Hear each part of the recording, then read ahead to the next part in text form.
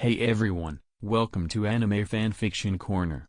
In today's video, we're diving into an amazing story, and I want to give a special shout out to the original creators for their hard work. Be sure to check out their profiles and show them some love. I truly appreciate your support. If you enjoy the content, please hit that like button and consider subscribing. It helps keep this project going and shows respect for the art behind it. Now, let's jump right into the video. On a quiet island, a teenager suddenly opened his eyes in a daze. Where is this? Allan looked at his surroundings blankly. Maybe I'm dreaming after I dozed off slightly in the classroom? Allan pinched his cheek and felt pain, which indicated that this wasn't a dream. Did I just transmigrate into another world after I slept? Such an absurd idea appeared in Allan's mind. He was a senior high school student. He often read novels in his spare time, and most of the time, the protagonists of these novels crossed to another world due to being hit by Truck Kun, or some god's fault. There were even some who got sucked into the toilet. These transmigrators would often get some cheating ability or a system to aid them in their journey. And here he was, crossing to another world while he was sleeping peacefully just a minute ago. Allan noticed some captivating scenery around him. A simple forest full of trees, grass, and flowers. But to someone who lived in the city, it was mesmerizing. He noticed how tall the trees were and instantly knew that he was no longer on Earth. Allan was deep in thoughts, wondering about his whereabouts when suddenly... Thing. Detecting a host. God choice system is activated. World, Hunter x Hunter. Allan was stunned. It's here.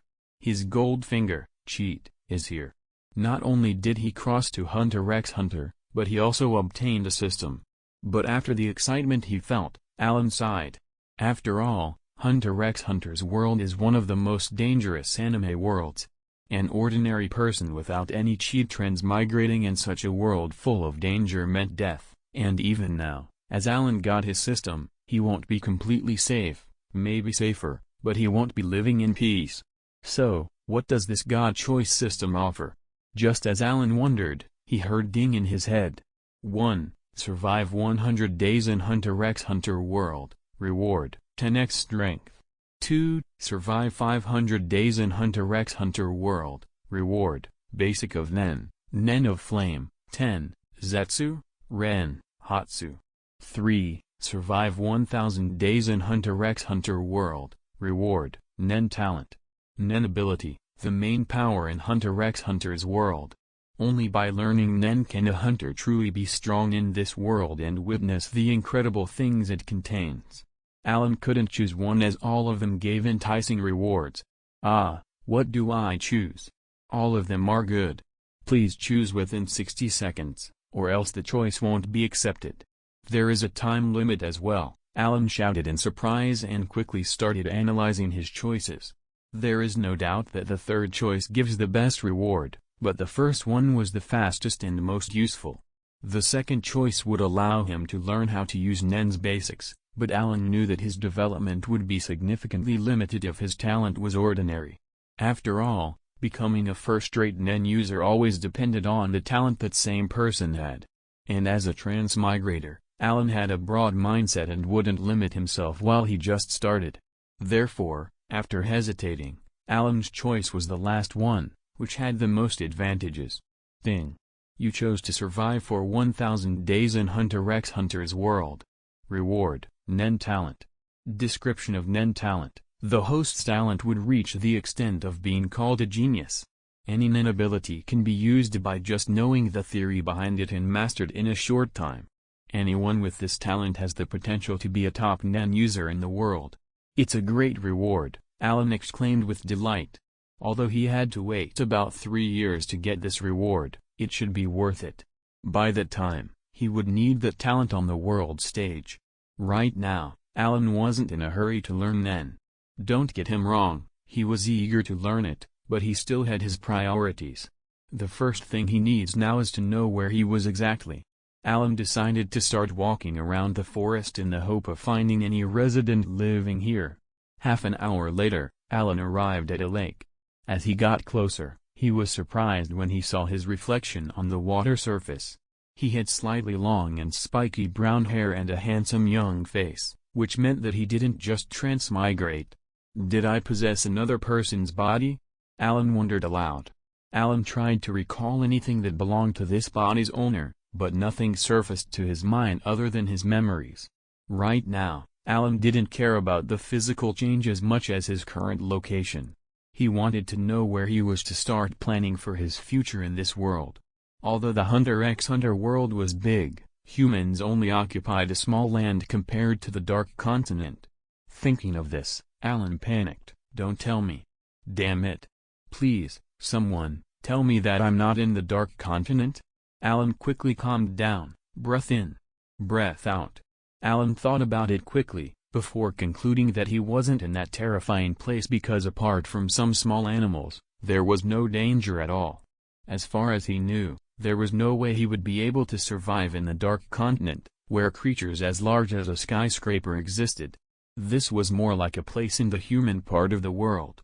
Allan looked around a few times before his gaze landed on a tall tree. Focusing on it, Allan was suddenly stunned. It wasn't the tree in particular that shocked him, but the person who sat on it. A boy who was a few years younger than him, given his appearance, sat cross-legged on a branch while holding a fishing rod and a lotus leaf on his head. He sat motionless like a statue, keeping his fishing posture and looking too focused. Is that Gon? Allan couldn't believe his luck. He rubbed his eyes repeatedly, but the boy was still there. He just met Gon. I'm on Whale Island, then? Allan whispered to himself. In the original plot, Gon's home island was called Whale Island. The residents of this island lived on fishing, and aside from Gon, most people living in his hometown were older people. Ding. The host has encountered the protagonist of the plot. Please make a choice. 1. Go forward and talk to Gon and become his friend. Reward, Lucky Treasure Chest X1. 2. Ignore Gon completely and leave Whale Island. Reward, 10 million Jenny. Ding. Please make your choice in the next 60 seconds. Allan, so I have to choose again. He must choose one of the two options, or else he won't be getting a reward. Allan hesitated a little before choosing the first option, even though the second would help him more. He didn't have money, and a sum of 10 million isn't small for someone like him. However, looking at the long run, the first option should be better, and that without mentioning the reward. Just befriending Gon would help him greatly in the future. You can't be enticed by the immediate wealth. You should look far ahead and make the best out of every situation. Allan thought to himself, trying to divert his attention from the money. Moreover, the reward for the first choice depended on his luck, which he concluded from the name. Everyone has that adventurous side, being pulled toward the unknown and taking gambles that depended on luck, and Allan was the same. Compared to 10 million Jenny, a treasure chest that could contain many wonders made him excited. He may even be able to get the one piece out of this box. Allan smiled widely as he walked toward Gon. Just as he raised his hand and was about to greet Gon, a bear rushed toward him. Seeing this, Allan instantly paled and took off running away as if his life depended on it, which is the case right now. What kind of joke is this? Am I going to die to a bear just after crossing to this world? Ah! Stop! Don't hurt him! The bear directly stopped attacking as soon as he heard this voice. Allan heard this as well and continued running until he felt safe before he looked back while panting. He saw Gon, who jumped down from the tree stopping the bear, and in doing so, saved his life. Gon was patting the bear and calming it down. The aura around Gon was calming. He radiated innocence and kindness that would make any wild animal feel safe around him. After sending the bear away, Gon directly looked at the dazed Allan in concern and said, "Are you okay? Sorry, that bear is the guardian here." Seeing a stranger intrude on his turf, he attacked, "But I already told him not to attack you again, so you are safe." Allan breathed a sigh of relief and shook his head, gesturing that everything is all right. As someone who crossed from another world, he should have more courage. But if Gon didn't interfere, he would be dead. "By the way, I didn't see you here before, are you a tourist?" Gon asked Allan curiously. After asking, Gon seemed to realize something and touched the back of his head with an innocent smile. "Ah, sorry, because it's been a long time since I saw someone my age, I was a little excited." Allan nodded, expressing his understanding. Whale Island didn't have many teenagers, as most of them would go to big cities looking for either work or adventure, so most people that remained here are old. Gon is almost the only teen on this island, which explains his current happiness. "Just call me Allan. As you can see, this is my first time here, and yeah, I can be considered a tourist." As I just crossed to this world, Allan thought to himself while faintly smiling at Gon. "Oh, where are you from?" Allan was speechless. He didn't prepare for such a question yet and didn't expect Gon to ask like a curious child. Well, from a very distant place." Allan could only be as vague as possible. He didn't want to say, "Hey, I just come from another world where this world is just a show on TV that I liked." Allan started thinking about a background story. "A faraway place." Gon nodded thoughtfully before starting the firing question. "Then why are you here? Did you come here by boat alone? Why are you alone? Why did you choose Whale Island for your tour?" Allan's sweat dropped. He helplessly replied, "I will tell you these things in the future." "Well, you kept asking me, but I don't even know your name. Although I already know it." The most significant trouble while talking to a character from the original show is to pretend not to know them. Otherwise, it would be too suspicious if Allan just went ahead and said, "Hey, you're Gon." I still haven't introduced myself yet." Gon rubbed the back of his head and grinned. "My name is Gon Freaks, just call me Gon." Allan nodded and stretched out a hand as a sign of friendship. "It's nice to meet you, Gon." Gon grasped Allan's hand and said with an innocent smile, "Me too, I'm glad to meet you, Allan." Suddenly, Allan heard the system's notification in his head. "Ding. You have successfully befriended Gon. You obtained a lucky treasure chest X1. Allan didn't expect Gon to consider him a friend as soon as they met. He was too naive. However, his innocence made the cold-blooded Killua, who was born in a family full of assassins, became his friend. Allan sighed before thinking about his reward. He suddenly was stunned to find himself in a white space with a golden treasure chest in front of him. "Ding. You have obtained a lucky treasure chest, do you want to open it?" "Yes, open it." "Ding. You opened the lucky treasure chest and gained a specialist's ability, Grimm's Hand." Allan was taken aback with a mouth wide open. He didn't expect a specialist's ability to come out of the chest. But he didn't even master the basics of Nen yet. Can he use this specialist's ability now? Don't I need to learn Nen before using the specialist's ability? Allan wanted to curse the first ancestor of the system for getting him so excited for nothing. But he changed his mind as he thought that maybe, just maybe, he could use it without the need of Nen. Allan knew that specialists were the most mysterious out of every Nen type. It was the only ability that can even be passed by blood. It was like a bloodline of some sort. Suddenly, Allan remembered a person without any Nen training that used a specialist's ability. It was Neon Nostrade, the daughter of Light Nostrade of the Nostrade family. Her ability is called Lovely Ghostwriter, which is basically fortune-telling. Neon's fortunes take the form of a poem with 4 or 5 quatrains of 4 lines each. Each verse represents a week of the current month.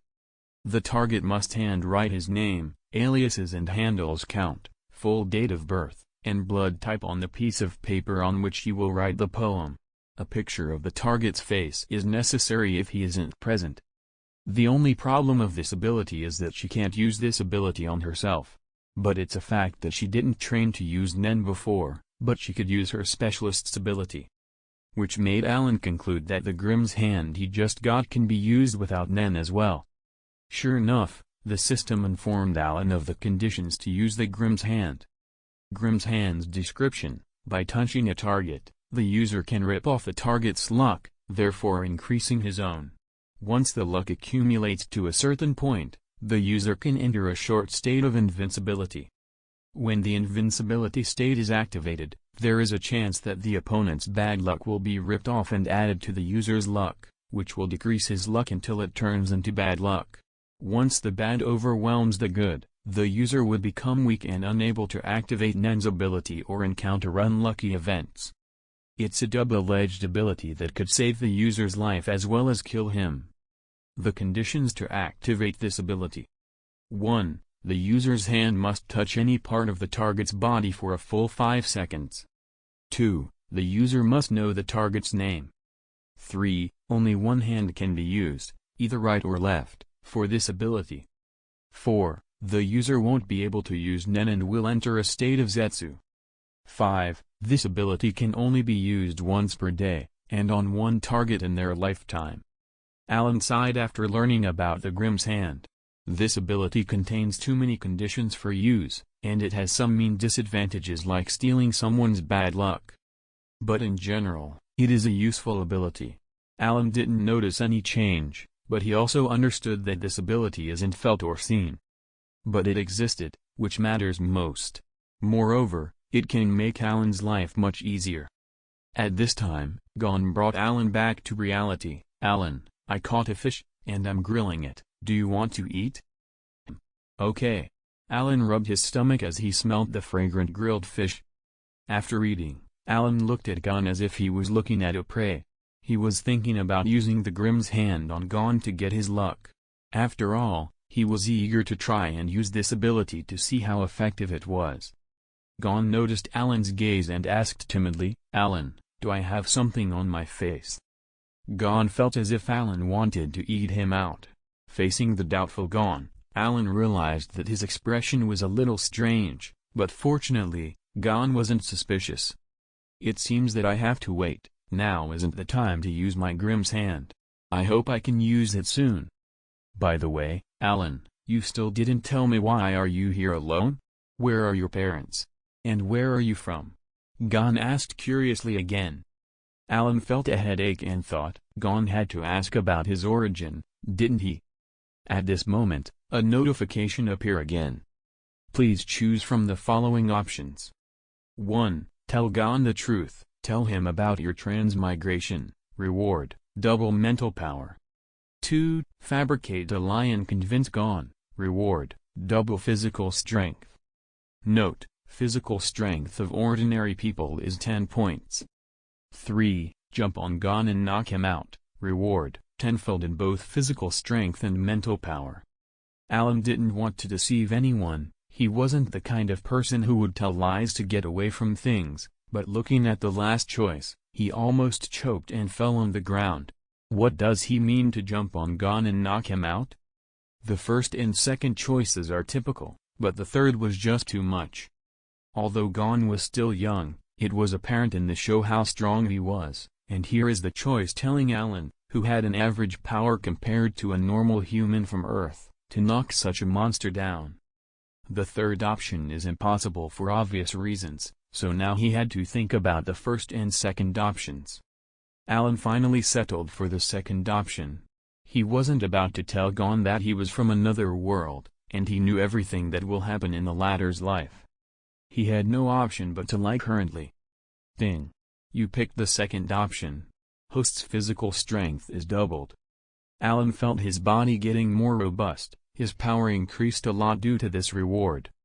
Allan looked up and said, "Sorry, Gon, I lied to you about being a tourist. I'm not here for sightseeing." "Well, I guess that from the start." Gon's words surprised Allan. Gon then added, "Because Whale Island isn't a tourist attraction island, there is nothing to watch here and usually, no tourist will come here. Therefore, I knew that you didn't tell me the truth when you said you were one." Allan was stunned, and here I thought that this kid was naive. It turned out he was sharp, maybe still naive, but not like a kid. Allan smirked in his thoughts and decided to start telling his bluff. Thinking for a bit, Allan said, "That's right, Gon, I'm a noble." "Noble?" Gon tilted his head slightly in confusion. "Yeah." Allan nodded and continued his nonsense. "I come from a kingdom called Alabasta. My father, Nefertari Cobra, is the king of Alabasta, and my full name is Nefertari Allan, the crown prince of Alabasta. I didn't once get hungry, or lack clothing since I was little, Everything I wanted I would get, but that kind of life got boring. I didn't even have a single true friend. That's why, one day, I told my father, the king, that I wanted to go in an adventure and get to see the world for myself. But since I'm the crown prince, the one who will inherit the throne, my father didn't agree, and after we quarreled, I just silently left in anger and sneaked out of the kingdom. But after some time, all my money was spent, and I couldn't go anywhere. In desperation, I just got into the first boat I saw, which happened to be headed to Whale Island. After getting here, I wandered around and got lost in the forest, before I found you, Gon. Finally, Allan recited the story he prepared. He acted as if he felt heartache while thinking about his father and kingdom, showed anger when the king denied his adventure, and finally, showed longing at the end as if he missed his home. His acting skill definitely deserved an Oscar, and the innocent Gon was no match for such a performance that he directly believed him and almost shouted, "Allan, you're a prince." "Shh, don't yell.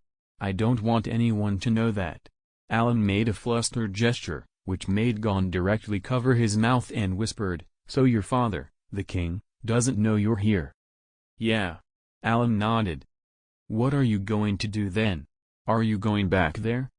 Hearing Gon's words, Allan shook his head. "Maybe someday, but I'm not going for now," he sighed with a lonely expression. "Forget about it, it was my decision, and I will take responsibility for my actions. Don't worry about me, even if I die, it's not your fault. You are maybe my last friend in this life, and I hope even if something happened to me, you'd remember my name, Allan Nefertari." After saying this, Allan directly waved his hand and pretended to go away as he said, "Goodbye Gon, I'm going, and I hope your life will be better than mine." Just when Allan walked 2 steps away, Gon directly shouted, "Wait a minute." He, it worked. Allan rejoiced but kept his expression full of sadness and asked, "Is there something, Gon?" Gon stayed silent for a bit before he raised his head and said, "I'm also alone with no parents. My father left me here with my aunt to go on an adventure in the world. I can feel your pain somewhat." "Really?" "Yeah," Gon nodded and said, "I haven't seen my mother before either. You can say I never felt the love of my parents as a child." Allan looked at him with sympathy and said, "Gon, your pain is far greater than mine." Gon grinned and replied, "It's okay, I'm already used to it. So, you don't have to give up, because I'm here with you now." Allan lowered his head and said, "But I have nowhere to go." Gon thought for a bit and exclaimed as if he had a bright idea, "Ah, since you have nowhere to go, why don't you live in my house? What do you think?" Allan was ecstatic. It seems like he won't be having a problem with food and accommodation in the future. Gon was an interesting friend. Allan didn't accept it immediately. Instead, he seemed to hesitate and said, "Is that all right? Won't I cause trouble for you?" "Haha, don't worry, only my aunt and grandmother live there, and they love me very much, so it won't be a problem when I tell them you are my friend." Gon smiled while patting his chest. "Well, I thank you for this." Allan thanked Gon sincerely. "Haha, it's okay, we're friends." Gon grinned. Looking at Gon's bright smile, Allan didn't know why he suddenly felt guilty as if he had just deceived a little child. But still, Allan remembered Gon's favor and would work to pay him back. Gon cleaned his fishing rod and put out the fire with some water, then looked at the setting sun and said, "Allan, we should go back, it's getting late, and I don't think catching the master of the swamp is possible today." Allan nodded and followed Gon. On the way, he asked as if he didn't know, "Gon, why do you want to catch the master of the swamp?" Gon replied with a glint in his eyes, "Because if I can catch it, I can go to the hunter's exam." "Hunter? My father Jin is a hunter, and I want to become one as well and then find him." Allan nodded thoughtfully. Indeed, Gon's father, Jin Freaks, was a very powerful hunter. But he was a scumbag. Leaving his young son behind to look around the world and adventure, he doesn't even have a little bit of responsibility. Such a father is too much, and Gon still wants to find him. The entire story started with Gon looking for his father, which led to his awesome and dangerous adventure. To sum the story up, it can be referred to as a fart boy that was joined by a broken kid on a journey to find the first father that has left him in labor to join a group of fools that he abandoned just the moment they needed him. Also known as Where is Dad? Allan still pretended as if he didn't know anything when he asked, "So, you want to become a hunter?" "Yeah." Gon nodded and asked Allan back, "How about you, Allan? Do you want to go back to Alabasta and inherit your father's throne, or stay here?" Allan was stunned. Damn. I didn't think he would believe me completely. If I was truly a prince, then, of course, I'd go inherit the throne. Unfortunately for him, and fortunately for us, he isn't. He looked at Gon with fake hesitation and said, "Let's talk about it later. I'm very confused now." To be honest, he didn't want to become a hunter. He wanted to live a safe life in this world without the danger that comes with being a hunter. He wanted to be a salted fish in this life. Gon hoped that Allan would go with him to the hunter exam because he wanted a friend on his journey. But he won't force Allan, because everyone had their dreams to follow. As they continued forward, a house appeared not far away. At this time, Allan frowned as he remembered a crucial matter. Only Gon would believe the nonsense he spouted about being a prince. He needed Gon to stay quiet about this, so he directly put a hand on Gon's shoulder and said, "Gon, later, if someone asked you about me, please don't tell them my true identity." "Huh? Why?" Gon asked in confusion.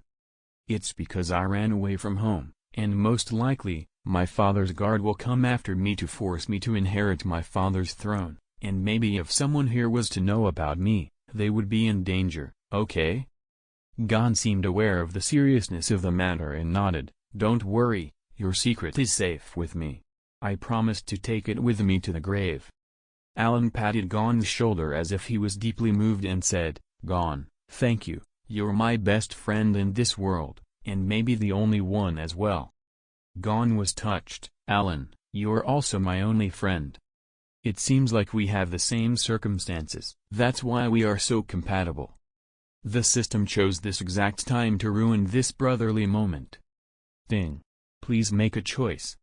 1. Become Gon's sworn brother. Reward, basics of Nen, the Nen of Flame. TL, the basic of Nen or Nen of Flame. 10. Point. Focus the mind, reflect upon the self, and determine the goal. Zetsu, tongue. Put it into words. Ren, temper, intensify your will. Hatsu, release, put it to action. 2. Become a couple with Gon. Reward, advanced application of Nen. TL, the advanced application refers to the ability to use the basic better, like Gyo, for advanced Ren application. Gyo, focusing Nen in the eyes to see the Nen of others or oneself. Allan rolled his eyes after reading the choices. Was the system trying to make a joke or something? Start a relationship with Gon. Is that even a thing? Is it because we seem compatible? Damn. The system's sense of humor is really messed up. The evil system made another sound. Ding. Please make your choice in the next 60 seconds, or else the reward won't be given afterward. Allan made his choice without hesitation. It was such an easy choice, after all.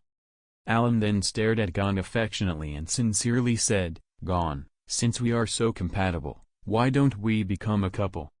"Couple? What are you talking about?" Although Gon was naive, he knew what it meant to be a couple. He suddenly looked at Allan weirdly with suspicion. Allan quickly corrected himself. Sorry, that came out wrong. I meant partner, not a couple." "Huh?" Gon looked in a daze as he didn't know what that meant. Allan then explained, "I mean sworn brothers, Gon." "Oh, okay, I don't have any brother, either." Gon readily agreed. As an only child, having a brother was like a dream come true for Gon. Allan's proposition made him really happy. After all, now he has a brother. Allan then stretched his pinky and said, "A pinky promise that can't be broken even after 100 years." Gon hooked his pinky with Allan before separating. It was a symbolic ceremony. As Gon was still a child, he could ask him to drink a cup of sake with him. Well, Technically, he was also a child as well. Allan then said, "Well, Gon, we are brothers now, and since I'm a few years older than you, I'm the big brother, and you're the little brother." "Yeah, no problem." Gon didn't care whether he was the little or the big brother because all that mattered to him now is that he has a brother. Allan had the urge to call Gon something now. He wanted so badly to mimic Itachi and say "my foolish little brother," but he refrained from saying so. Thing. You succeeded in becoming Gon's sworn brother and obtained the knowledge of Nen of Flame. In an instant, a flood of information invaded Allan's head containing everything that should be known about the Nen of Flame. Allan beamed with joy. He can start training in Nen, a dream he had since the moment he came here. Now he knows the theory behind the Nen of Flame. He only needed to start training and open his pores to release Nen, which is the starting step. Allan quickly calmed down and said to Gon, "Gon, now that we are sworn brothers, it's best to not talk about it. We should call each other just with our names, without adding that we are brothers." Gon nodded obediently. Not long after, they finally reached the village under Gon's guidance. A woman with a short orange hair stood at the door of Gon's house looking at the latter. "Gon, you're back. How was your day? Did you catch the master of the swamp?" "No, but I won't give up," Gon claimed, full of determination. "Oh, then you should work hard." The woman patted Gon's head and finally noticed Allan behind Gon. "Who are you?" asked the woman in confusion while looking at him from head to toe and wondering where such a handsome young man came from. Gon directly replied, "He's my friend. His name is Allan."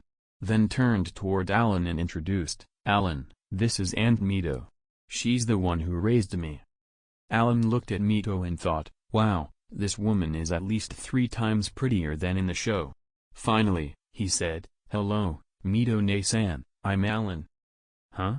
Mito was taken aback. "Did you just call me, sister?" Gon scratched his head and asked, "Yes, Allan, how can you call Aunt Mito sister? She is almost 30, and she's as old as your mother." A blue vein appeared on Mito's forehead and then bang! Her fist slammed Gon on the head, then she asked with a sweet smile on her face that promised pain, "Gon, are you saying that I'm an old woman?" "I'm sorry, Aunt Mito." Gon clutched his head while apologizing to Mito. Allan was mostly surprised by the power displayed by Mito. She looked so frail, but the influence she exerted on Gon proved otherwise. He directly looked at Gon and said, "Gon, this is your fault." Gon still didn't know why it was his fault. After all, he only told the truth. Allan ignored him and looked at Mito and smiled, "Aunt Mito looks very young to me." Mito blushed inexplicably and said, "You are such a sweet talker." Allan stepped forward and asked seriously, "Aunt Mito, do you mind if I call you, sister?" Mito once again blushed and said, "No, I don't mind." Every woman wanted to feel younger, and with Mito being already close to 30, she was happy that someone would make her feel young again. What made her even happier is that the one calling her sister is someone so young and handsome. Gon pulled Mito's sleeve and asked, "Aunt Mito, can Allan stay with us? He doesn't have anywhere to live." "Nowhere to live?" Mito frowned and looked at Allan. "What's the matter?" Gon directly tried to help Allan and said, "Allan quarreled with his parents and ran away from home." Hearing this, Mito didn't think much about it and readily agreed, "You can live here with us, but I hope you can contact your parents later. After all, they should be worried about you." Allan nodded and replied, "I don't want to go back for now, but I will tell them that I'm fine." Mito didn't want to interfere too much in Allan's family affair, so she said, "You have to keep that in mind." This way, Allan got to stay in Gon's house, which solved food and accommodation. A few days later, Allan found a quiet place in the forest to start learning Nen. Nen was life energy, and learning how to manipulate this energy makes someone a Nen user. Anyone can train a Nen, as this energy is present inside anything alive. But to master it, talent is crucial. Currently, only a few people in the world are trained in Nen and could teach others. Fortunately, Allan received that knowledge from the system, making him directly know everything about the Nen of Flame. The only thing left is to open the pores of his body and guide the life energy out. The manifestation of this energy is what people call aura or Nen. The stronger the life energy, the stronger Nen becomes. The Nen can be controlled and used for attack and defense. Mastering the Nen of Flame means becoming a beginner Nen user. Allan was sitting in a meditative state on the ground while trying to open his pores. Suddenly, he felt a surge of energy filling his body from head to toe. Allan's face was filled with joy as he couldn't calm his heart down from the excitement he felt. He could feel the difference. He felt much stronger as he took his first step into being a Nen user. Even though Allan opened the pores in his body to let Nen gush out, he knew that this was just the first step. To master Nen, he needed much training. Fortunately, the Nen of the Flame is deeply imprinted in his head, and he only had to practice and master them. And if Allan had a good enough talent, his Nen mastery would reach first class with training. From that day forward, Allan kept practicing his Nen in the forest. Allan wore Gon's clothes daily, but they were somewhat small and not suitable for training, as they restricted his movement. So as soon as he gets into the forest, he would take off his top and practice bare-chested. Gon followed him, of course, but he would always go fishing, leaving Allan to his own thing. Gon tried for days and still couldn't catch the master of the swamp. It was a rumor here that this creator existed, but no one saw it, but Gon still had faith. Gon didn't know what Allan is doing these days. He only knew that Allan said he was training to get more powerful. Gon looked at Allan, who was standing in a horse stance, clenching his fists and looking forward, with confusion. As he focused a little, he saw Allan was sweating a lot, even though he didn't move at all. As he got closer, he felt oppression pushing him back the nearer he got to Allan. Gon felt that Allan changed to another person completely. If Gon knew how to use Nen, he would see Allan exuding an amazingly huge aura. It's just this aura isn't something normal people could see, but they still could feel the life energy. The Nen coming out of his body is just the application of Ten. This exercise helps to increase the amount of Nen, aura, or as the systems express them, mental power. Next, he would use Zetsu, Ren, and Hatsu. Mastering these four would be a great help in advancing further in his Nen training. After a while, Allan stopped training. He saw Gon coming closer, but he didn't want to stop his practice, so he ignored Gon until he finished. So he looked at Gon and asked, "Gon, why did you stop fishing?" Gon sighed, "I couldn't catch it again. I'm bored over there alone, so I came over to play with you." Gon paused for a second as he remembered what he saw and asked curiously, "By the way, what were you doing? Why were you sweating so much without moving?" Allan didn't hide this from Gon and directly answered, "I was practicing Nen." "Nen?" Gon was confused and asked, "What kind of training makes you sweat so much while you're standing in the same place?" Allan answered, "It's because I was using my energy. It's normal to sweat if you burn your energy." "So, what is Nen?" Gon asked like a child. Allan thought for a while and said, "Nen is magical energy in every living being. Mastering the usage of that energy would make anyone much stronger." "Oh, it can make me strong?" Gon's eyes lit up, thinking about the idea, and directly asked, "Can you teach me then?" Allan was about to answer, but suddenly, he heard a ding inside his head. Ding. Please choose 1. Help Gon unlock his Nen and teach him Nen of Flames. Reward, advanced application of Nen, Shu, En, Ken, In, Gyo, Ko, Ryu. 2. Reject Gon's request. Reward, mental power x2. Almost without waiting for the system to remind him about the 60 seconds to make a choice, Allan made his choice. Obviously, he would have helped Gon even without the system, but now with that kind of reward, he would be stupid if he rejected Gon. It's just that Allan planned on teaching him another time because he just started learning Nen himself, and he didn't reach the level of becoming a teacher yet. But since Gon took the initiative to ask, and the system gave him such an enticing reward, he will teach him now. In this way, he would teach Gon like he planned to from the start and get a reward, which was a very good bonus. Seeing that Allan was in deep thoughts, Gon thought that Allan was contemplating his request, which made him say, "Haha, don't worry about it, since it's inconvenient, you don't need to teach me." Hearing this, Allan came to his senses and directly explained, "Don't get me wrong, Gon, I'm not hesitating about teaching you, but it's just that I'm starting this myself, and I don't see myself in such a high level that I could teach someone. I'm afraid that I won't be a good teacher, but if you're okay with that, I will teach you." Gon immediately nodded his head. He just misunderstood Allan and bowed his head in shame. Allan glanced at the sky to gauge the time. Seeing that he's still plenty of time, he looked back at Gon and said, "Let's start now then." Gon raised his head and asked, "What should I do?" Allan answered, "I will tell you what Nen is, and if you understand, I will teach you." Gon nodded, and Allan started talking about Nen. Gon often asking about things, and Allan would take his time in teaching him whatever he didn't understand. Allan explained about the life energy, Nen, and everything related to it. After explaining the basics, Allan walked toward a rock, turned his head to Gon, and said, "Now, I will display the power of Nen." Allan took a deep breath and clenched his fist. If Gon leaned Nen, he would see something hazy covering Allan's fist. But even if he didn't see, he could feel the difference between Allan's fist and a normal one.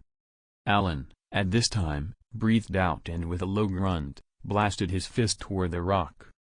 Boom! The rock cracked under Allan's fist and many pieces scattered away. Gon, who was intently watching, couldn't believe his eyes. Just one punch and the rock was destroyed.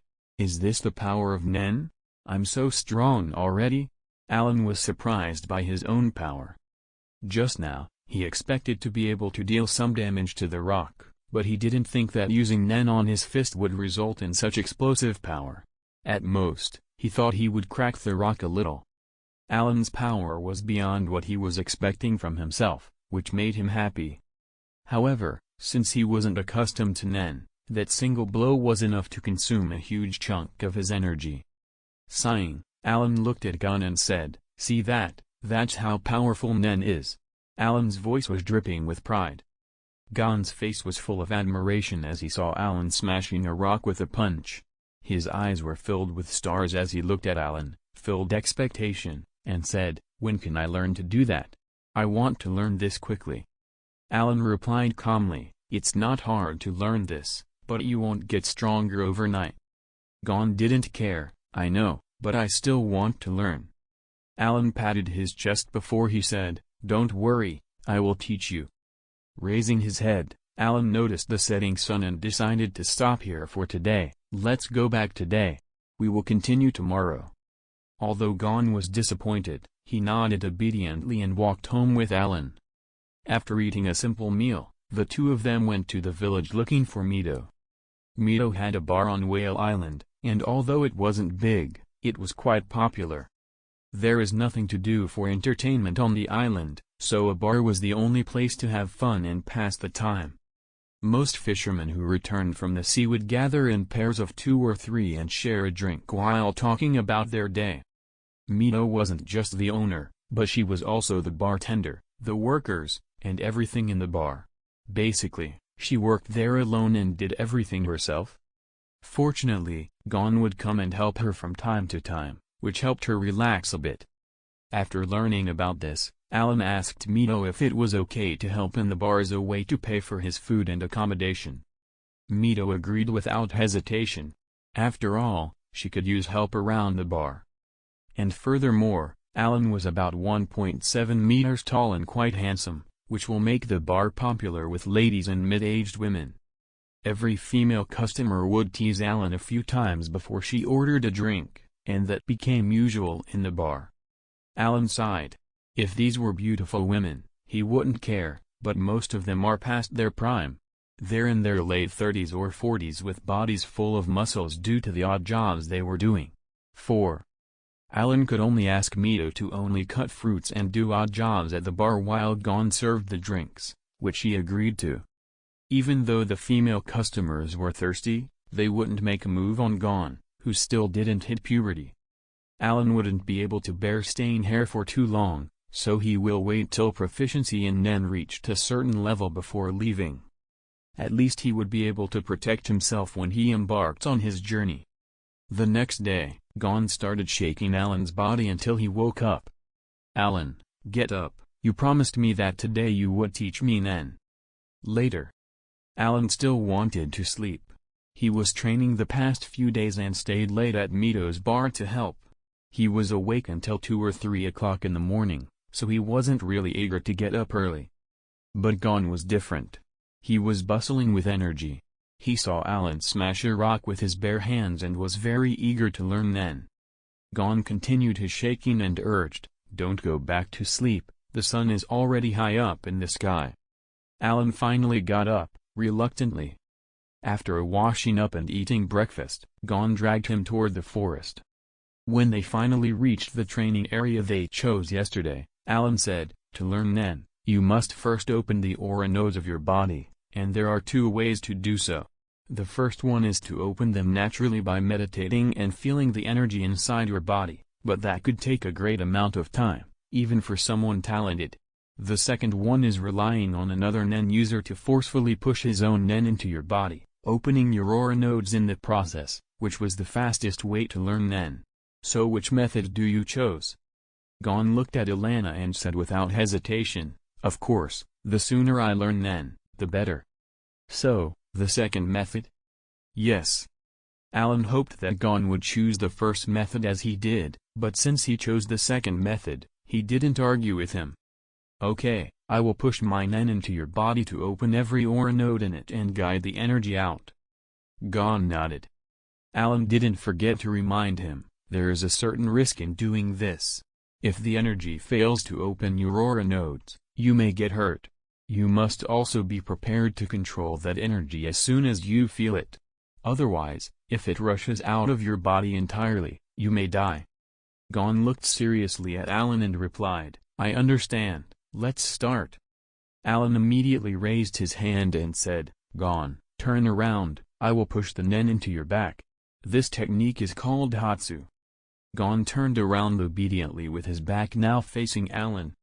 Allan lightly put his hand on Gon's back and pushed his Nen, using Hatsu into Gon's body through his palms. In an instant, Gon felt a violent air pushing him from his back and into his body, making him open his mouth unconsciously.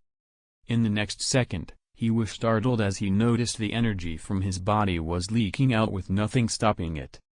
Seeing this, Allan sighed and smiled, "Success." At the same time, a voice from the system rang in his ears. "Ding.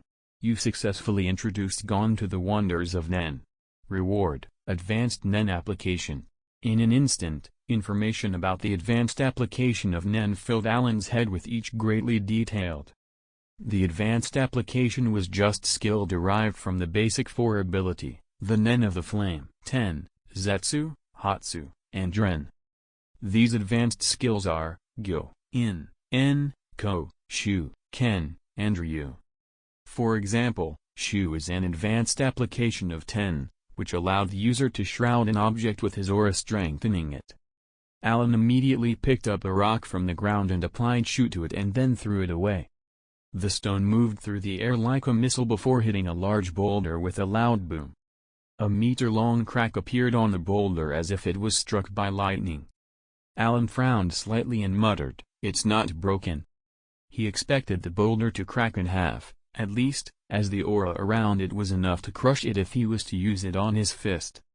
The power wasn't that great as the crack on the boulder can't be called big. He recalled every last detail about Shu and what he did to the stone, and finally, he figured it out. The stone was covered by his aura to increase its hardness, but the stone wasn't part of him, so once it left his hand, the aura around it started dissipating, slowly till it hit the boulder. If he directly smashed the stone on the boulder, it would cause the reaction he was after. In order to verify his guess, Allan picked up a small stone as big as the previous one, and instead of throwing it after using Shu, he held it tightly with more than its half exposed. He moved toward a boulder and smashed it with the stone in his hand.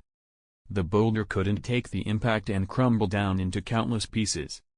Allan sighed in satisfaction as he figured out the correct way to use Shu. Gon, who witnessed all of this, opened his mouth wide that I could easily fit 5 eggs at least. He couldn't understand how a small stone could almost destroy a boulder. Allan turned his head and noticed Gon's expression and said with a little pride in his voice, "Did you see that, Gon? This is the magical ability called Nen. You should train really hard, and soon you will be able to do that as well." "Really? Of course, did I lie to you before? You're my Ototo, little brother, after all." Gon nodded vigorously with a wide smile on his face. He just started training in Nen and wasn't good at it yet. But with Allan here to guide him, he would be able to advance quickly. Now that his aura nodes are completely open, he can freely control his aura. Allan wasn't idle after teaching Gon. He looked at the open space in front of him and started practicing the advanced Nen application he just learned. Although these new skills were completely imprinted in his mind, Allan still needed to train to use them proficiently. Allan planned to master these skills as quickly as possible, and when he was sure he could survive, he would leave Whale Island. This place is only suitable for practice or short-term vacation. It wouldn't do him any good to settle down here. He also understood the reason for Jing's departure. The island was boring. Life here was almost the same each day, without any excitement. This was unbearable to people with even a small ambition. He also understood why Gon wanted to go to Jing. It's not just to find his father, but it was also to see the world for himself. Just like that, a few months passed by, and each day, Gon and Allan practiced in the forest the entire day before they returned to the town and helped Mito with the bar. Although their days were ordinary, they were quite fulfilling as they felt the fruit of their training each day. Although Gon didn't advance really fast, his talent in Nen was top-notch. Within a few months, he was already proficient in the basic skills of Nen. That was apparent, as now he was standing in front of a boulder as he used Ren to burst out with an astonishing amount of aura, then he used Hatsu to punch the boulder. The boulder exploded in small stones, which showed how much power was behind that punch.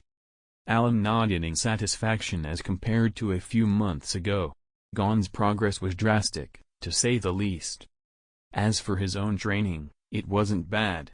Other than mastering the basics, he was quite good with the advanced Nen skills. Although the gap between his own skills and a top-notch master was still wide, it was only a matter of time before he closes that gap. The only thing I'm missing now is combat experience. Or so were Allan's thoughts. Practicing all the time wouldn't help him advance much further, and if he wanted to get stronger, he would need to improve and leave Whale Island. In the past few months, he was already quite accustomed to the lifestyle, and it will be hard for him to leave for now. Today both Allan and Gon arrived at their training ground in the forest like usual, and like Allan, Gon was no longer satisfied with the current training, so he looked at Allan and said, "Allan, let's fight." Allan raised a brow and was about to answer, but suddenly, the voice of the system rang once again in his head after being absent for so long. "Please make a choice. 1. Accept Gon's challenge and beat him. Reward, double your current mental power. 2. Reject Gon's challenge and taunt him. Reward, double your current physical strength." The reward from the two choices had their advantage.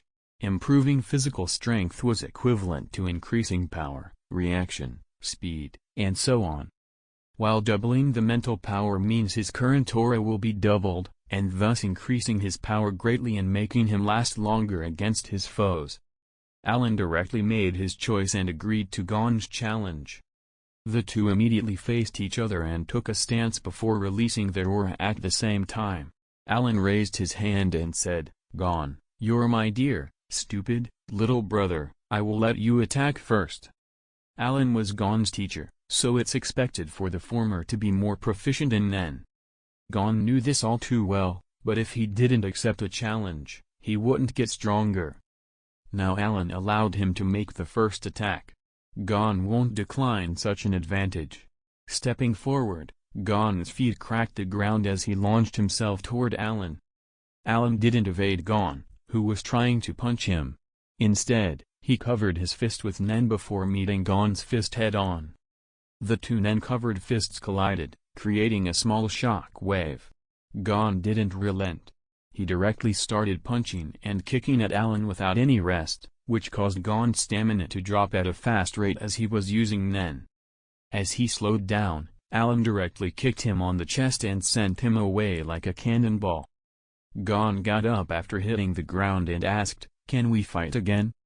"Yes, of course." Gon supported himself with one hand before standing up straight. During this time, Allan surely could take him down again, but he didn't do so. He didn't have any noble reason, but he felt it was unnecessary. Gon rubbed his chest as it still hurt slightly. Fortunately, his instincts helped hone his skill to follow the direction of the hit he was receiving, which reduced a great deal of damage. Otherwise, that kick he just got would render him unconscious without any doubt. Allan gestured for Gon with a finger and said, "Come." Gon took a deep breath, clenched his fist, and suddenly, his aura burst out astonishingly. Although he was still young, he was stubborn still and didn't accept defeat no matter what. Once again, Gon launched himself toward Allan like a wild animal as he started attacking. One punch, two kicks, three punches. Bang! Bang! Bang! Gon attacked without stop while Allan blocked and evaded everything. Gon didn't manage to land a hit. Allan's nen techniques were superior to Gon's as Gon only knew the basics of the nen of flame. He has only a small chance to hit Allan as he was currently. A rule is known throughout the world: the greater the difference in power, the smaller the chance of winning the weaker party had. That rule applied to nen users as well. Allan wasn't in a hurry to win. After all, except for Gon, he didn't have any sparring partner in the island. Although Gon only learned the nen's basics, he had good physical power and fitness, and too much willpower. Allan himself knew that his own willpower and strength couldn't compare to Gon's. His advantage was his knowledge of Gon's fighting style and also his superior skills in nen. After struggling for a while, Gon finally succeeded in landing a hit on Allan's face. With a tone full of surprise, Gon said, "I really managed to land a hit." His face was almost splitting from smiling too widely. But then he was stunned. He saw that Allan almost didn't feel his punch and was shocked when he heard Allan say, "It hurts a little bit." How can this? Gon immediately received a heavy punch, and then he was kicked by Allan. After a while, Gon got up and felt a little embarrassed about his defeat. "Can you still fight?" Allan asked with a relaxed stance. Whether it was the technique or amount of nen, he was currently stronger than Gon. So, no matter how much Gon wanted to fight, he was fine with it. He wanted just to convince Gon, who was obviously a stone-headed kid that wasn't easily convinced.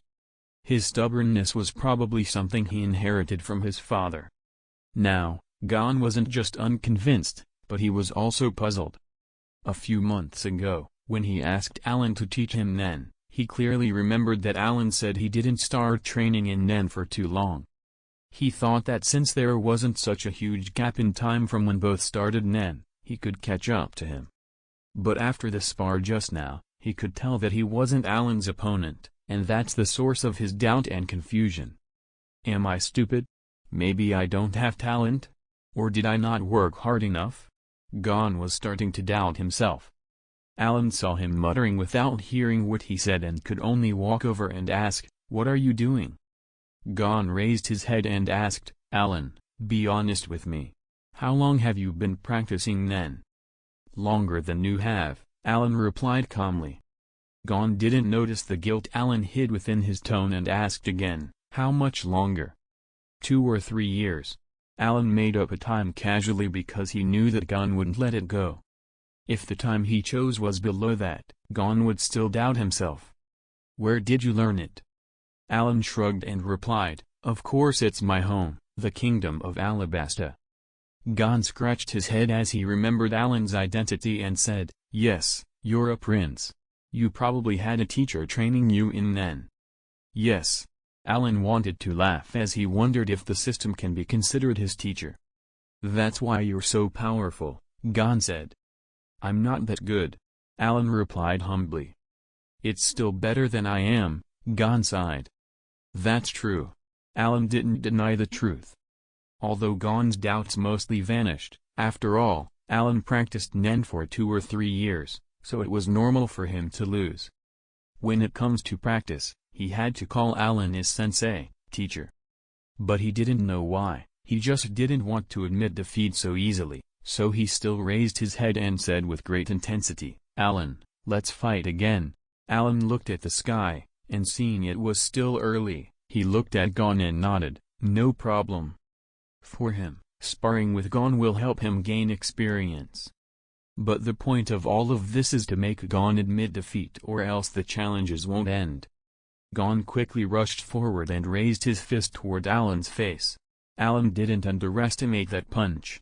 After all, Gon learned Nen, and that seemingly normal punch can kill an ordinary man easily. Gon was already able to destroy rocks with his bare hands, which is more than enough for Allan to not underestimate him. Allan wrapped his hand in Nen and stretched it out to catch Gon's fist. As soon as Gon's fist touched Allan's hand, he immediately changed his tactics and lashed out with a high kick. Allan quickly moved his head back as he felt the kick almost touch his chin. Gon's high kick failed, but he didn't give up. Instead, he launched himself up and dropped his leg with an axe kick toward Allan's chest. Allan quickly grabbed Gon's right ankle with one hand, then stepped back and grabbed Gon's left ankle with his other hand. With most of his strength, Allan pulled Gon's legs and directly tossed him far away. Gon flew away with great speed, and landing on his feet was difficult. Fortunately, Gon's instinct kicked in as he pushed his hands on the ground and backflipped, and finally, he landed on his feet far away. Gon left behind 2 small hand imprints on the ground from the power of his last push, showing how strong Allan's toss was. Oh? Allan was a little surprised by Gon's reaction speed and thinking. Gon gasped for breath before calming down and once again rushed toward Allan. Once again, Allan blocked each of Gon's attacks before kicking him away. Gon supported himself as he slowly rose from the ground after being kicked, and despite knowing he didn't stand a chance, his expression showed reluctance.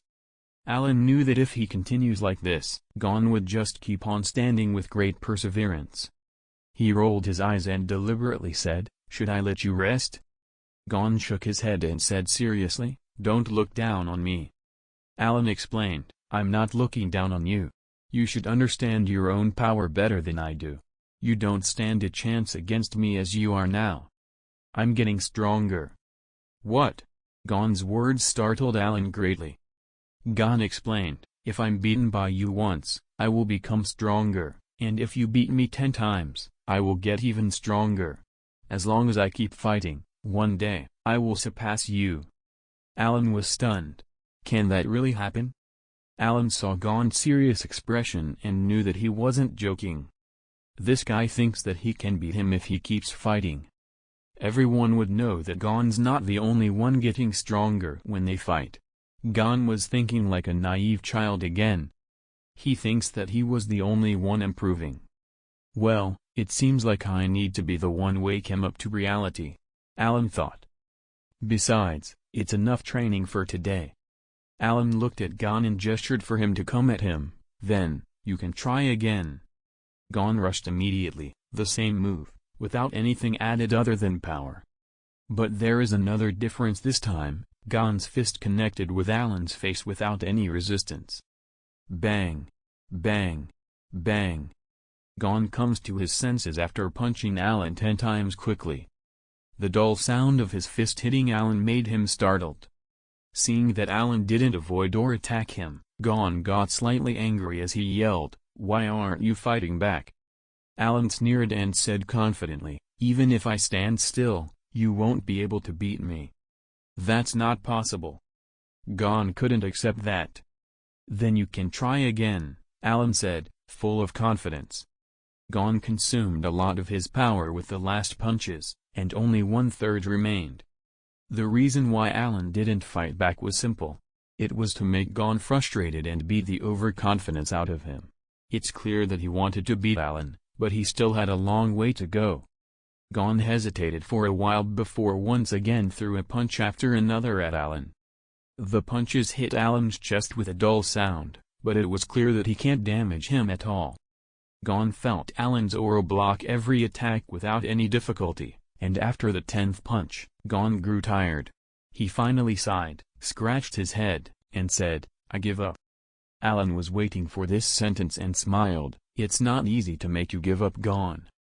Gon then asked, "Allan, did you do something when I was punching you?"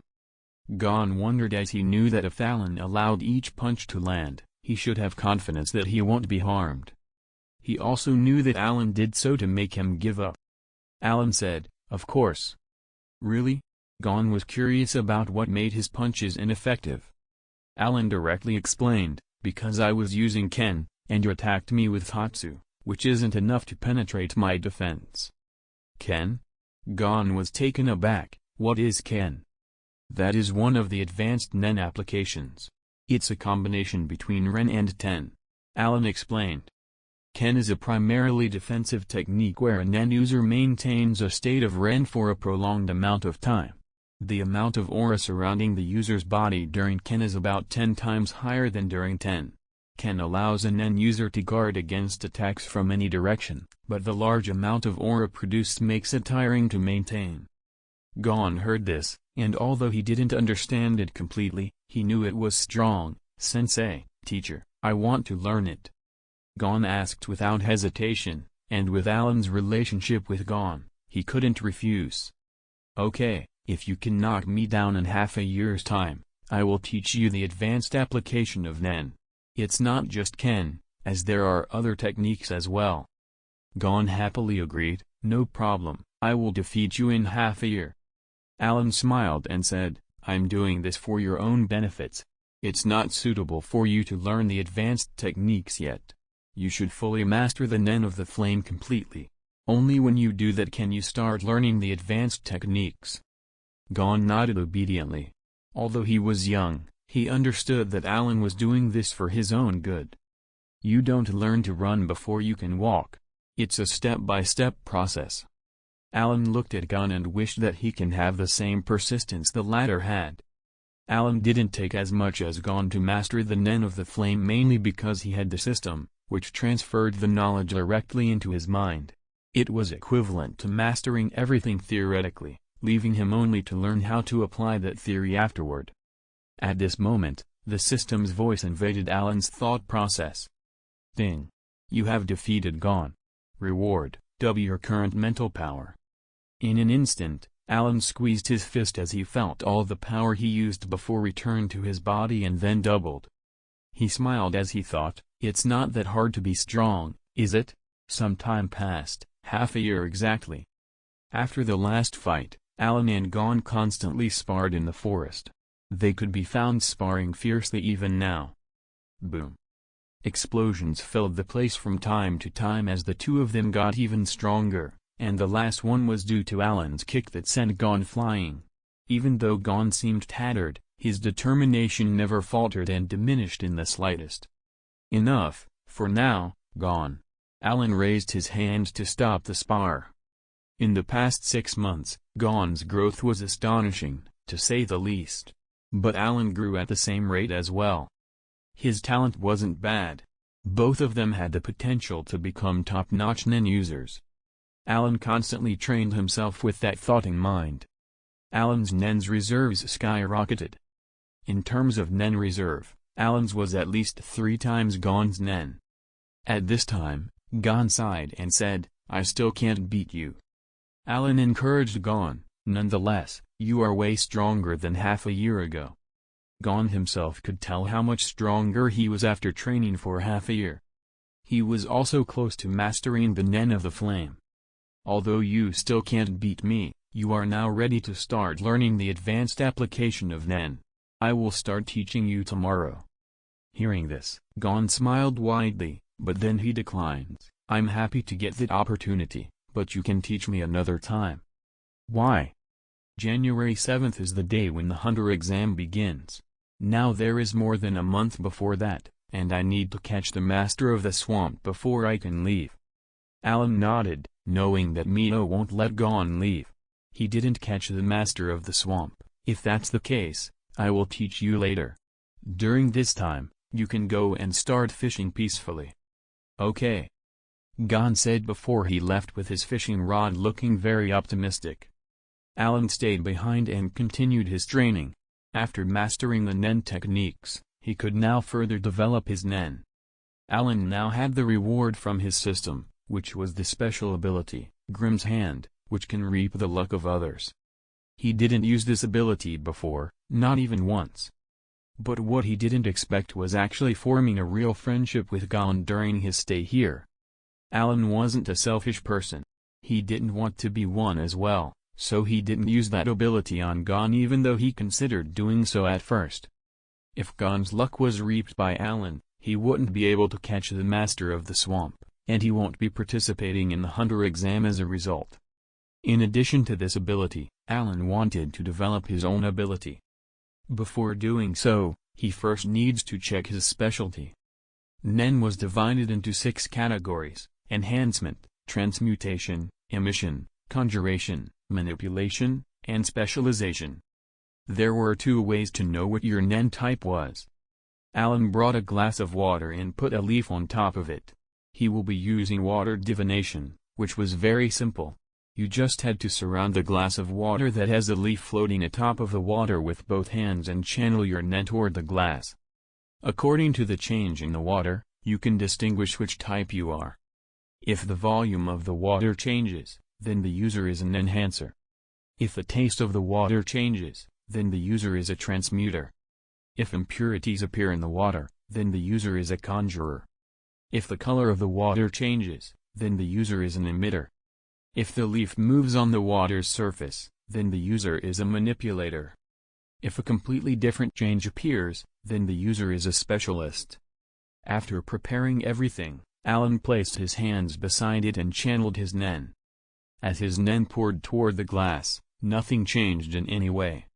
The volume of the water didn't change, which meant he wasn't an enhancer. The color didn't change, which meant he wasn't an emitter. Allan excluded 4 types already. Allan almost guessed what type of Nen he had. He immediately stretched his finger and dipped into the water before putting it in his mouth. Sweet. The water's taste was sweet. 8. This change showed that Allan was transmuter. Allan already guessed this, so no surprise was shown on his face. This didn't change anything to Allan. It only showed him the path to his future development. The transmutation was a relatively wide-ranged Nen type compared to other ones. A transmuter can change the shape and nature of his Nen. Just as Allan was thinking about his options, the system interrupted him like always and presented 6 choices from which he had to pick. Ding. Please make your choice. 1. Change your Nen nature into lightning. Reward: double the Nen's nature change. 2. Change your Nen nature into rubber. Reward: double the Nen's nature change. 3. Change your Nen nature into fire. Reward: double the Nen's nature change. 4. Change your Nen nature into ice. Reward: double the Nen's nature change. 5. Change your Nen nature into light. Reward: double the Nen's nature change. 6. Change your Nen nature into barrier. Reward: double the Nen's nature change. Allan was stunned by the number of choices, but looking closely, he noticed that each reward was the same. The difference lies in the element he would train, that each granted different developing direction. Allan scratched his head as he couldn't pick one of the choices over the others. Fortunately, there was no time limit for him to choose from, so he didn't have to worry about time. He immediately sat cross-legged on the ground and started thinking. In the show, he remembered 4 famous characters with transmutation ability, which were Killua, Hisoka, Phaeton Porter, and Maki Komisine, with the last 2 belonging to the Phantom Brigade. The 4 of them were transmuters, but each had a different ability. For example, Killua could change his aura into an electric current, which granted him the ability to efficiently kill and paralyze his enemies. He takes advantage of the characteristics of electricity to increase his power and speed as well. Although he only uses ordinary electric current, it was the closest to lightning. If Allan wanted to develop toward that direction, he would need to shock himself with electricity constantly to build immunity and get a feel for its nature. And that's without mention the word lightning, the system said, which means he would have to face lightning, not just electric current. Because the transmuter's training method is one of the hardest, if the transmuter wanted to change the property of his nen, he needs to be familiar with that element or object, so the change can occur. In the show, Killua mentioned on many occasions that he received the worst torture from his family, and being electrified was one of the methods of torture, which was the reason he could develop his ability. TN, BTW, Nen and Aura are basically the same. That's why you find me changing from one to another. Hisoka could change his aura into chewing gum, which means he often ate chewing gum when he was young, that it allowed him to be very familiar with its nature and properties. Allan's first thought was to eliminate lightning from the options. And his reason was simple, his body wasn't trained like Killua, and even a normal electric current would be too much for him to handle currently. Chewing gum is the rubber ability without the ability to stick to other surfaces because chewing gum contains rubber. Allan didn't like to have the same ability as others, and he didn't particularly like chewing gum or rubber, so he gave up on them as well. The remaining were fire, light, ice, and barrier. From these four, the fire can be directly eliminated. Like lightning, he didn't want to burn himself with fire.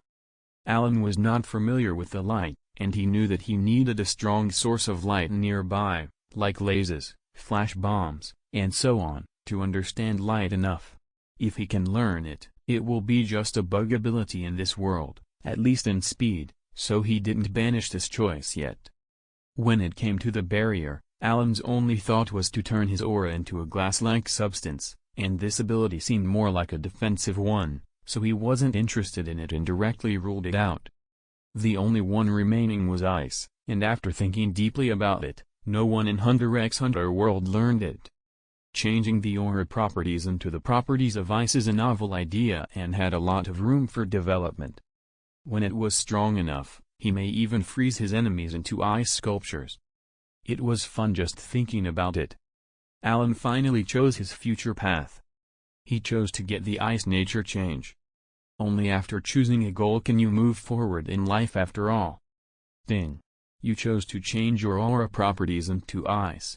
Reward, the Nen's nature change has been double. Allan tried to feel the change in his body, but unfortunately, he felt nothing at all. But now wasn't the time to think about this, he needs to start training as a transmuter, and the first step is Nen numbers. It's the most basic training for transmuters, which require them to form numbers from 1 to 9 with Nen above their fingers. If they can finish going from 1 to 9 in 5 seconds, then it means the first level is mastered. With Allan's current ability, it was a piece of cake because he already mastered Nen very well. Allan stretched his index finger directly and controlled his Nen to form the numbers in less than 5 seconds, and he succeeded. As he finished with the first level, Allan directly started practicing the next level, which is forming more complex forms with Nen, like creating a stone or a dagger with Nen. These were not that difficult for the current Allan, so he easily finished them as well. As there is no problem now with the change of form, he can now try training in the change of nature. The so-called nature can also be called a trait, which represents the properties of the element, or in this case, ice. Nen didn't have a trait by itself, so what Allan had to do is add that trait himself. His goal was to add the ice element to his Nen, and ice was a combination of water and wind. Allan stood and walked toward the depth of the forest. After climbing a mountain, he reached a waterfall. Allan made his mind to start training in the water aspect of ice. The water fell straight down to the mountainside, which created a breathtaking sight. Allan took off his shirt, revealing his well-trained body. After training for so long, Allan's figure changed greatly as his muscles were chiseled like a masterpiece. He jumped down to the waterfall's center into a smooth rock while the water from the waterfall pushed him down. To understand water's characteristics, he needed a direct and personal experience with it, and this was the most effective way he can think about. As he sat down on the rock, Allan activated his Nen, using 10 to cover his entire body, which will help him greatly as this process didn't just involve his body experiencing water, but even his nen had to experience it. 1 day, 2 days, 3 days. On the 9th day, Allan stood up and jumped out of the waterfall. After days of being under the waterfall, Allan was sure that he knew the water characteristics as he experienced firsthand. It's an experience that can't be described with words, as it was just something he could feel with his heart. The characteristics of water are already imprinted in his mind and body. Allan left the waterfall and started climbing the highest mountain on the island. On that same mountain, a huge tree stood straight, almost reaching the skies. After jumping a few times, Allan stood on top of the tree. This was his way in training in wind, because the top of the mountain contains the strongest wind he can think of. Allan can get the experience he wanted here. Allan once again used Ten to cover his entire body with Nen as he started feeling the wind. He opened his arms and let his entire body get the experience he needed, and in the same way, 9 days later, Allan had what he needed. His understanding of wind rivaled his understanding of water. With persistence, Allan was currently familiar with the 2 attributes he needed to form his Nen straight. The last step was to understand the coldness of ice. Allan left the mountain toward Mito's bar on the island. The bar was yet to open as Mito was making preparation. Seeing Allan coming over, Mito asked in confusion, "Allan, where were you the last few days?" Allan briefly explained what he was doing. Hearing that he stood under a waterfall for 9 days straight before going on top of a mountain and standing in the wind for another 9 days made Mito think he was crazy and was glad he didn't catch a cold. Allan briefly informed Mito of his purpose, and although she didn't understand what he meant, she knew that it was important to Allan. After hearing his reasons for coming here, Mito was concerned and asked, "Are you sure you want to use the freezer for training?" Allan nodded, "Yeah, I want to experience being frozen." Mito suddenly put a hand on Allan's forehead and was confused. "Strange. You don't have a fever." Allan was speechless. Mito was treating him as if he was crazy. Well, he was crazy, as normal people won't entertain the thought of being frozen. In fact, he didn't want to do this himself, but there was no snow on the island, and the only way for him to understand the coldness of ice is to experience it in the freezer. But the freezer had more advantages as well, because he won't just experience the coldness, but he can even experience what it was like to be frozen. Mito was still puzzled, but Allan directly said, "Just let me borrow it." Mito finally accepted after seeing his determination. "Well, you can use it."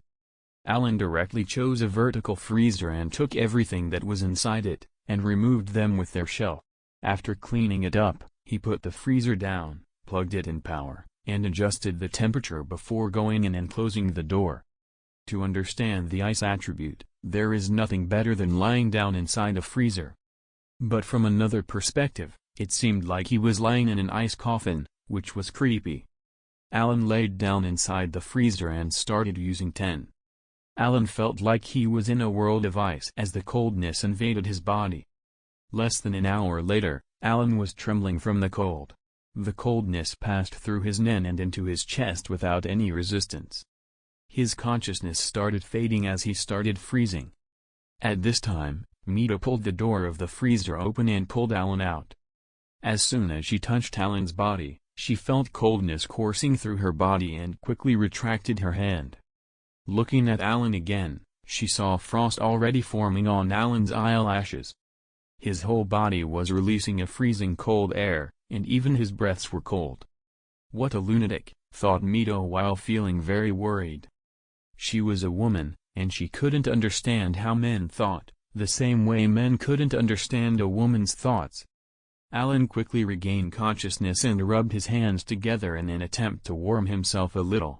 Fortunately, his body was strong, and he could hold on a little longer. If he was an ordinary person, he wouldn't be able to actually stand such pain.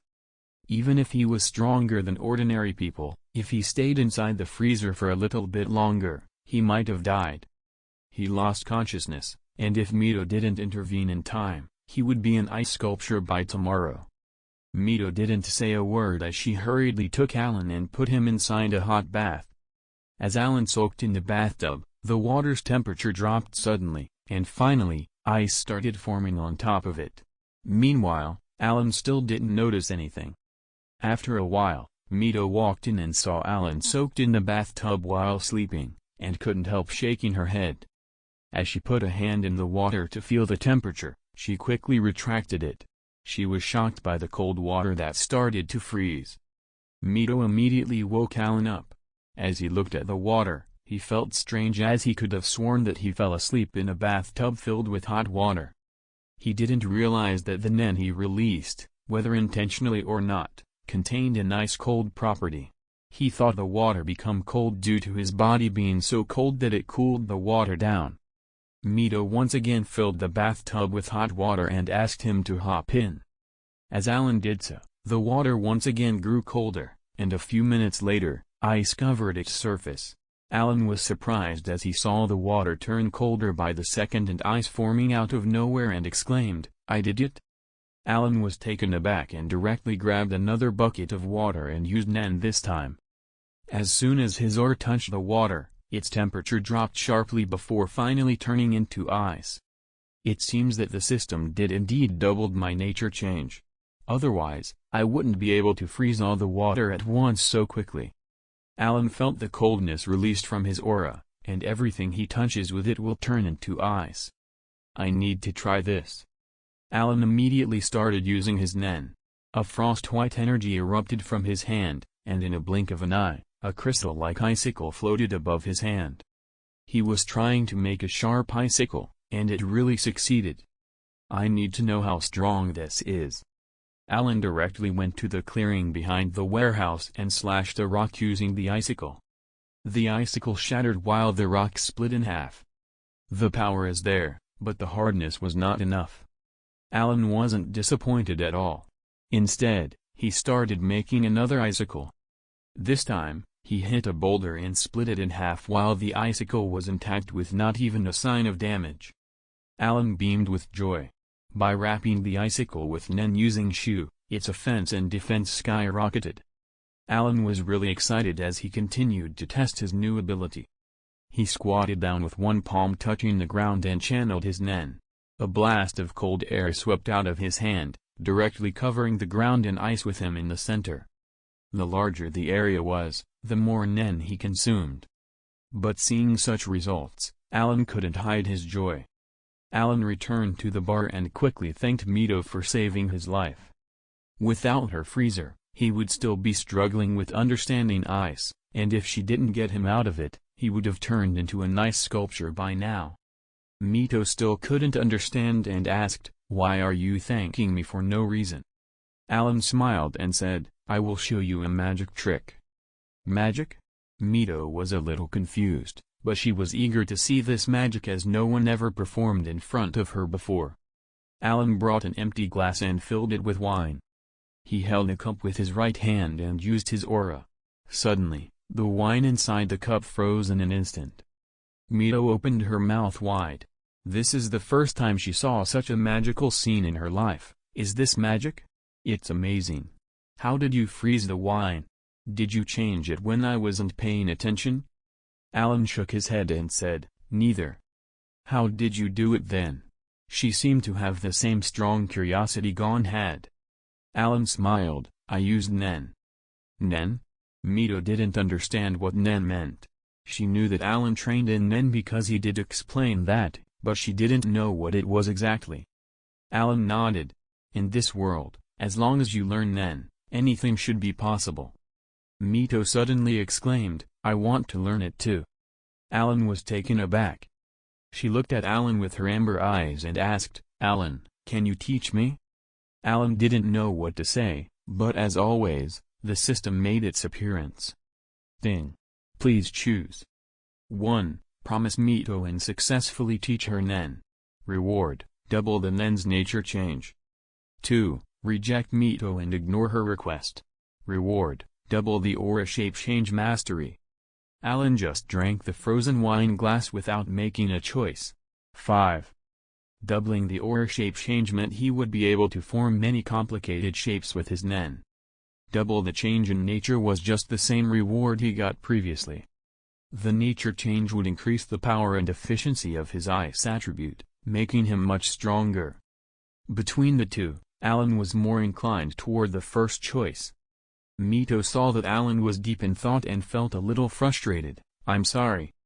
Seeing her like this made Allan want to tease her. "I can teach you Nen, but I won't be easy." Mito was a smart woman, and upon hearing Allan's words, she knew that he wanted something, so she hurried said, "I will agree with anything." Allan raised his brows and said, "Really?" Mito nodded her head and said, "Well, as long as you teach me, Nen, I will agree to anything you want." She thought that since Allan will teach her, he wouldn't ask for something impossible. Allan looked at her and suddenly became serious. "You know, there is a saying that goes like this, behind every strong man, there is a woman who supported him." "What do you mean?" Mito asked in confusion. Allan pointed at her and said, "It's very simple, really, you will be my woman." "What?" Mito was startled and blushed like crazy. Allan didn't speak and only looked at Mito. Mito was blushing even more as her heartbeats increased. She looked at him and said, "You? What are you talking about? Don't you know that I'm a lot older than you?" "It's only a few years." Allan didn't mind. "That's still too old for you." Mito seemed to mind the age difference, but she didn't reject Allan. She didn't even think that she was worthy of being with Allan, who was still a teenager.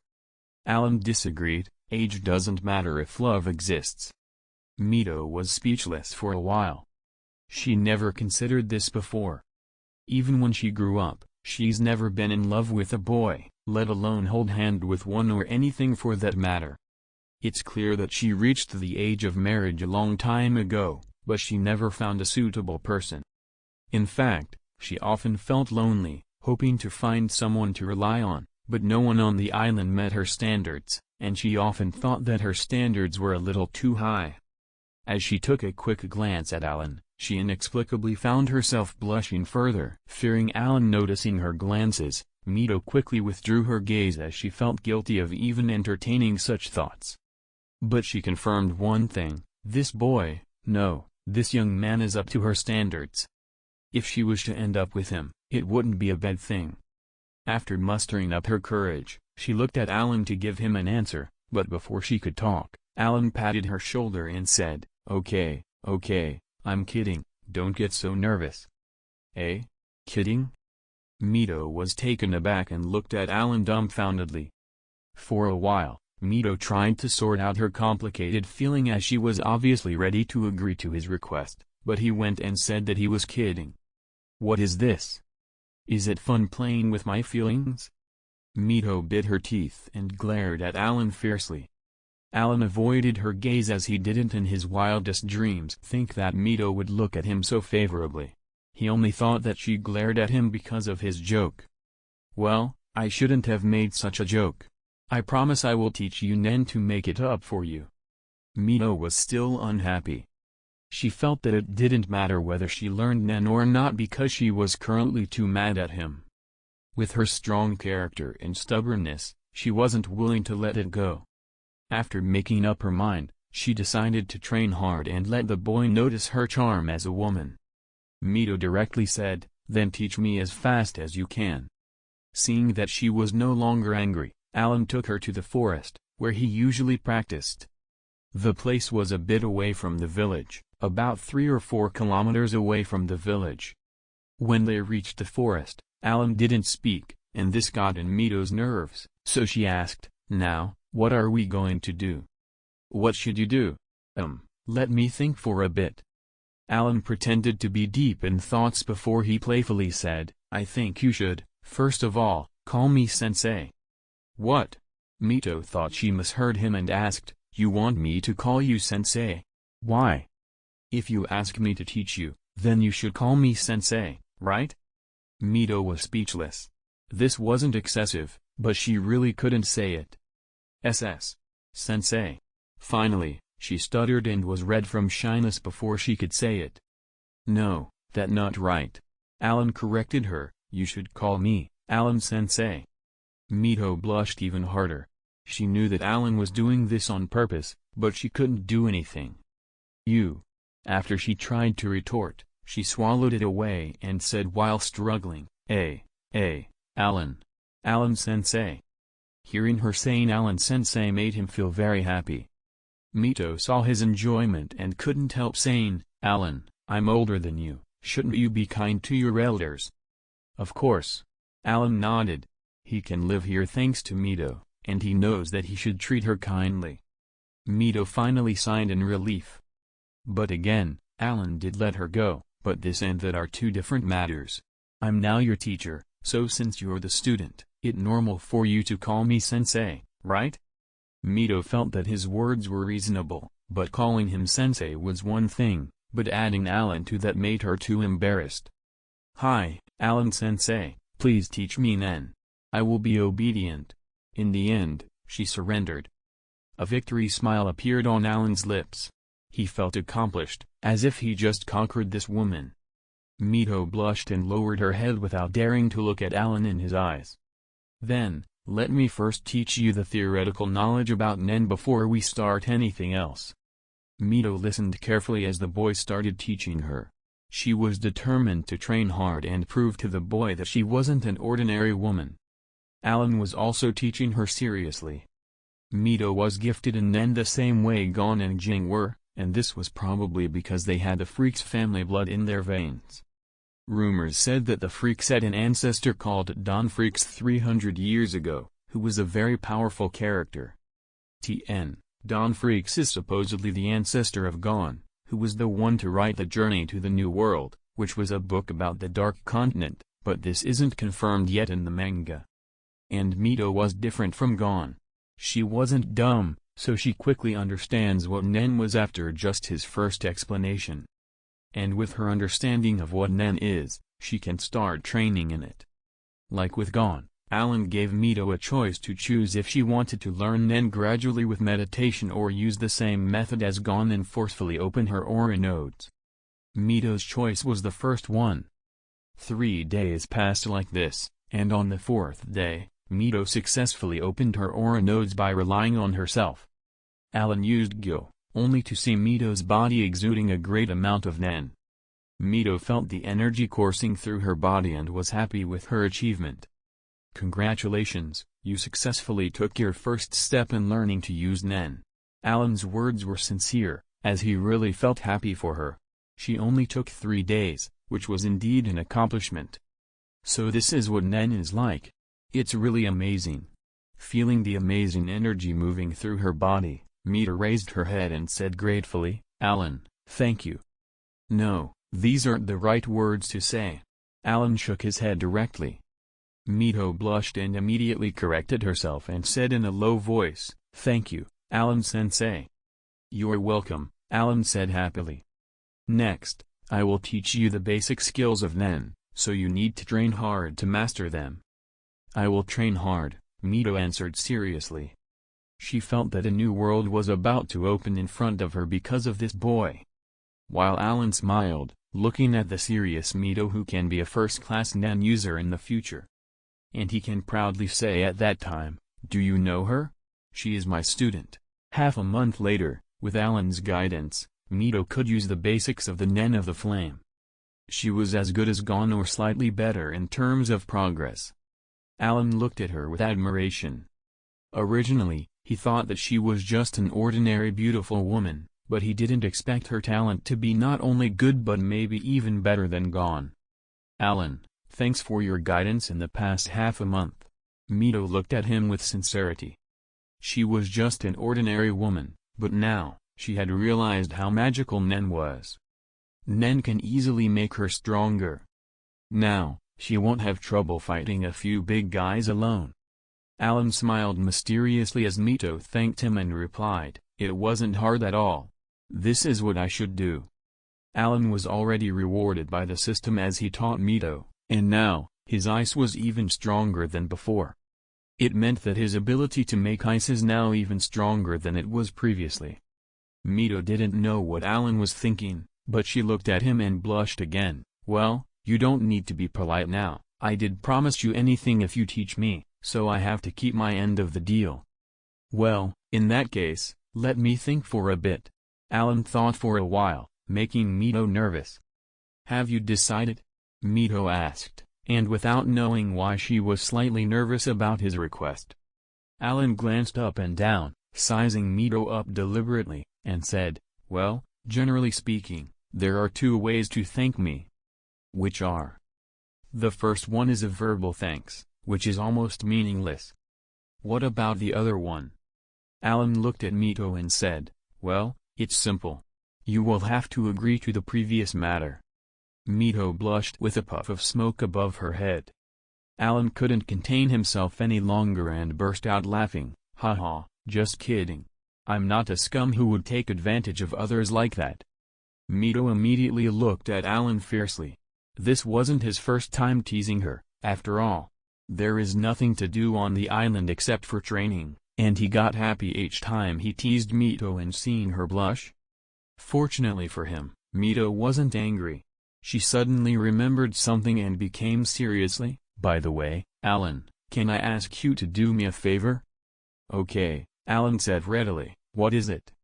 Mito hesitated for a moment before she said, "Allan, can I ask you to go with Gon to the Hunter exam?" "Why?" Allan was taken aback. To be honest, he wasn't interested in the Hunter exam. Mito explained, "Gon grew up here where I could watch him. He is a child with a simple heart, and the outside world would most likely be really dangerous. I don't want Gon to do anything he shouldn't do, so I hope that you could accompany him. If you are with him, I will be relieved." Allan nodded thoughtfully. "So, you are worried that Gon will meet some bad guys?" "Well, that's right. Gon is too naive and easy to deceive." Mito was really worried about Gon.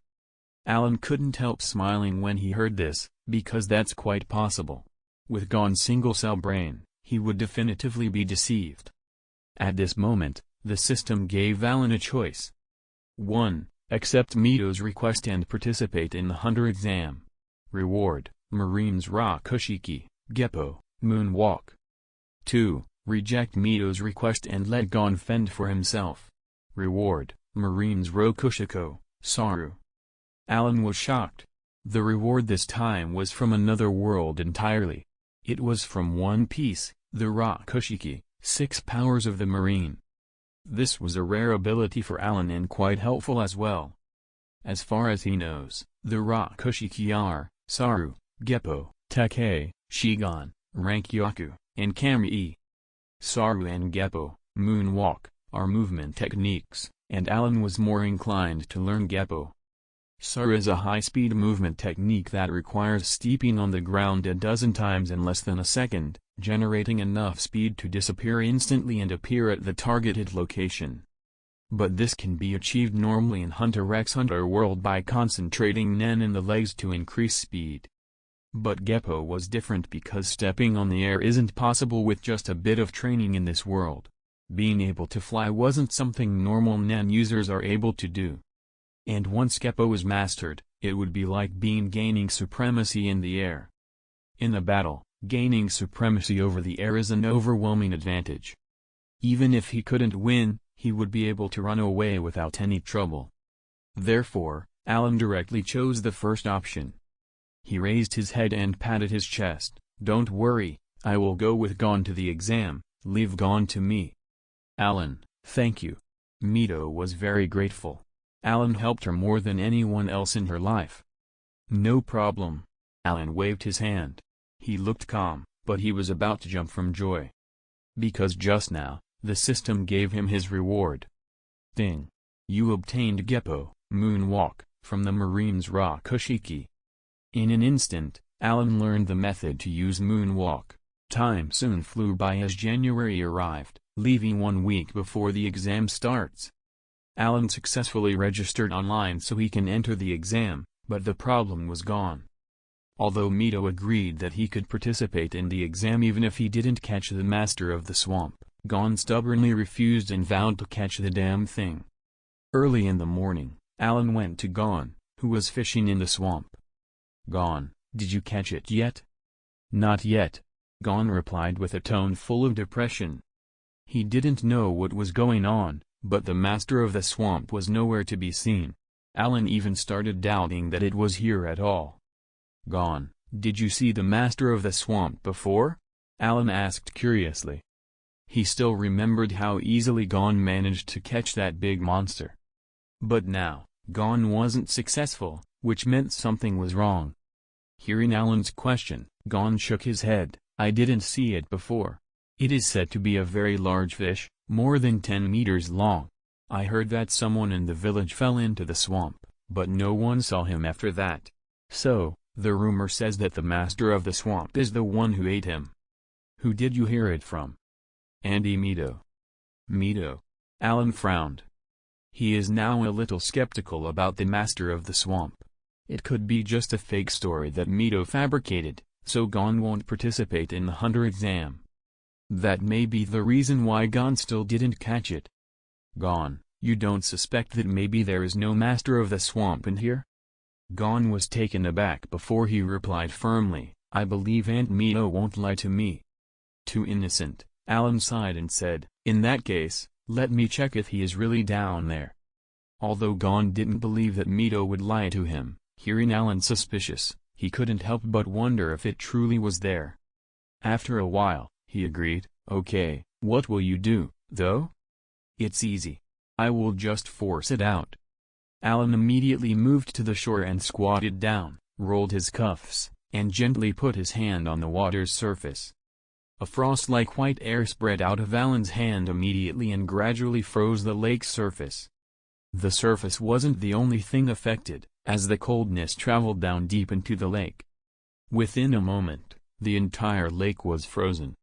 Like a clear gem, the ice was transparent while strong enough to support anyone who stands on top of it. Allan named this technique Sankiro Ice Field, 1,000 kilometers ice field. Of course, with his current ability, he wouldn't dream of actually freezing 1,000 kilometer, but it wasn't difficult to freeze a small swamp. He froze up to 1 kilometer away at best currently, but this already stunned Gon, who asked right away, Allan, what is this ability? You froze the swamp. Allan didn't conceal anything as he explained with a smile, this my Nen ability. It can freeze anything I come in contact with and turn it to ice. Amazing. Gon had stars in his eyes as he looked at Allan in worship. But suddenly he remembered something and panicked, oh no, now that the swamp is frozen, how can we confirm that the master of the swamp is there or not? Allan sighed and said, don't worry so much. If there is such a thing down there, it will come out. It will show up by itself. You will see. Seeing Allan's confidence, Gon started to believe that Allan could do it. They started waiting patiently. Before long, Allan started walking on the ice while looking down. Since the ice was crystal clear, he could see underwater easily.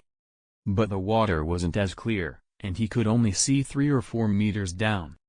He could only see dark green color deep down the swamp, which made him conclude that the swamp was 10 meters deep. After 10 minutes passed, Allan quickly stepped away from his position as he saw a huge shadow swimming quickly under the ice. Allan sneered, it looks like there is indeed a master of the swamp. Did you see it? Gon was surprised. Yeah. Allan nodded. He didn't make a mistake, he saw it, and indeed, it was a very big creature, but he wasn't sure if it is a fish or not.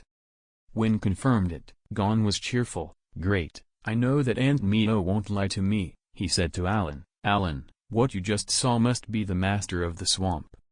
Allan was about to answer, but his pupil shrank and a huge creature crashed against the frozen surface of the swamp. Crack. The ice cracked due to the hard slam it received from the creature. Allan jumped away in a hurry and sighed, it's dangerous. Once again, the ice was hit hard by the creature. Crack. A giant fish more than 10 meters long broke out of the ice.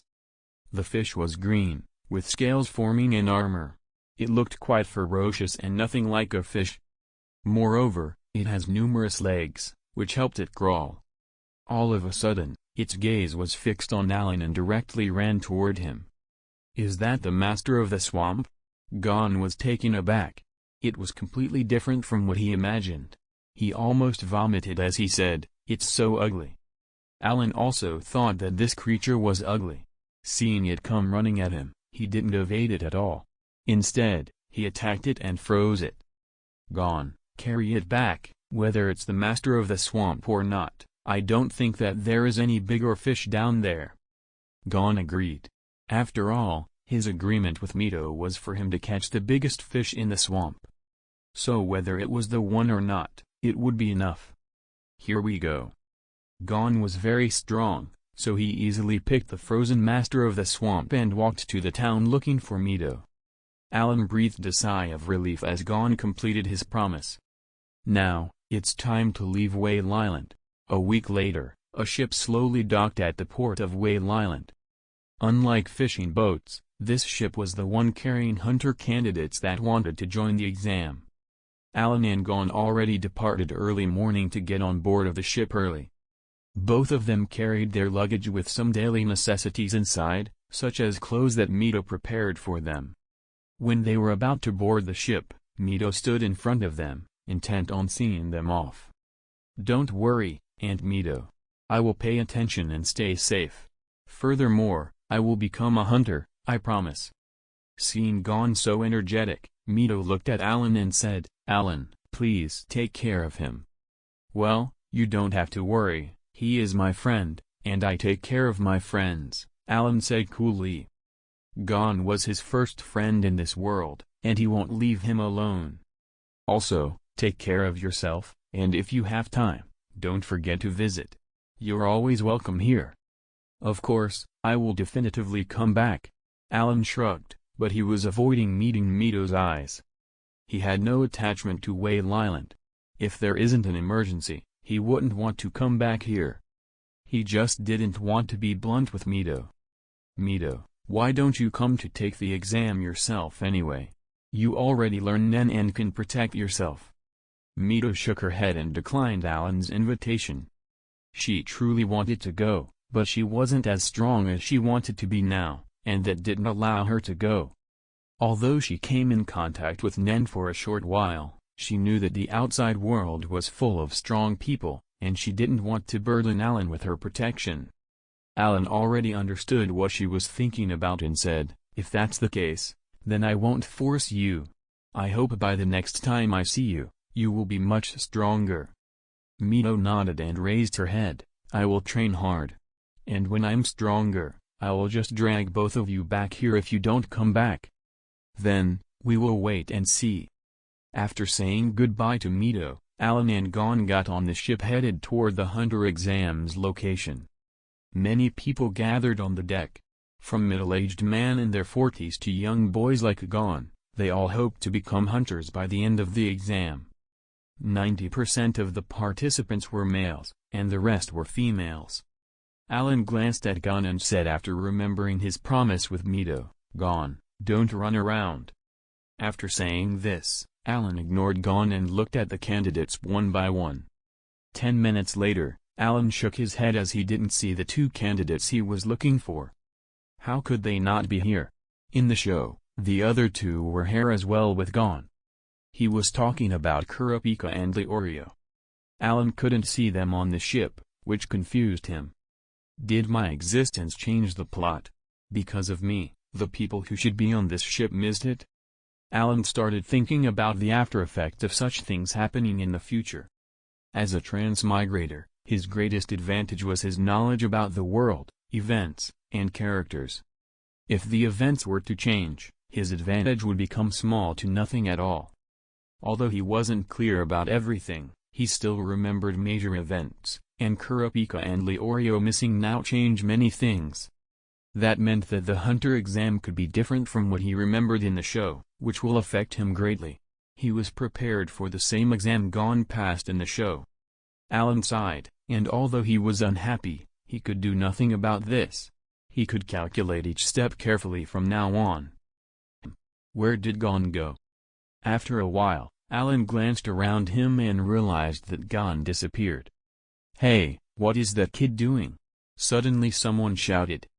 Allan looked around before noticing Gon climbing the mast of the ship. "Gon." Allan muttered to himself before he understood what's Gon doing. He must be observing the weather. Sure enough, after a while, Gon rushed down and shouted, "Everyone, be careful, there is a superstorm coming. Get in the cabin and stay there. Otherwise, you will be swept by the wind and wave and fall into the sea." As soon as they heard this, the examinees on the deck couldn't calm down anymore. They stood up to look at the sky and sea, only to find the sea as calm as it could be and a blue sky without a single cloud all around them. Is there truly a storm coming? The weather looks good, but the wind is a bit strong, maybe. That kid isn't joking, is he?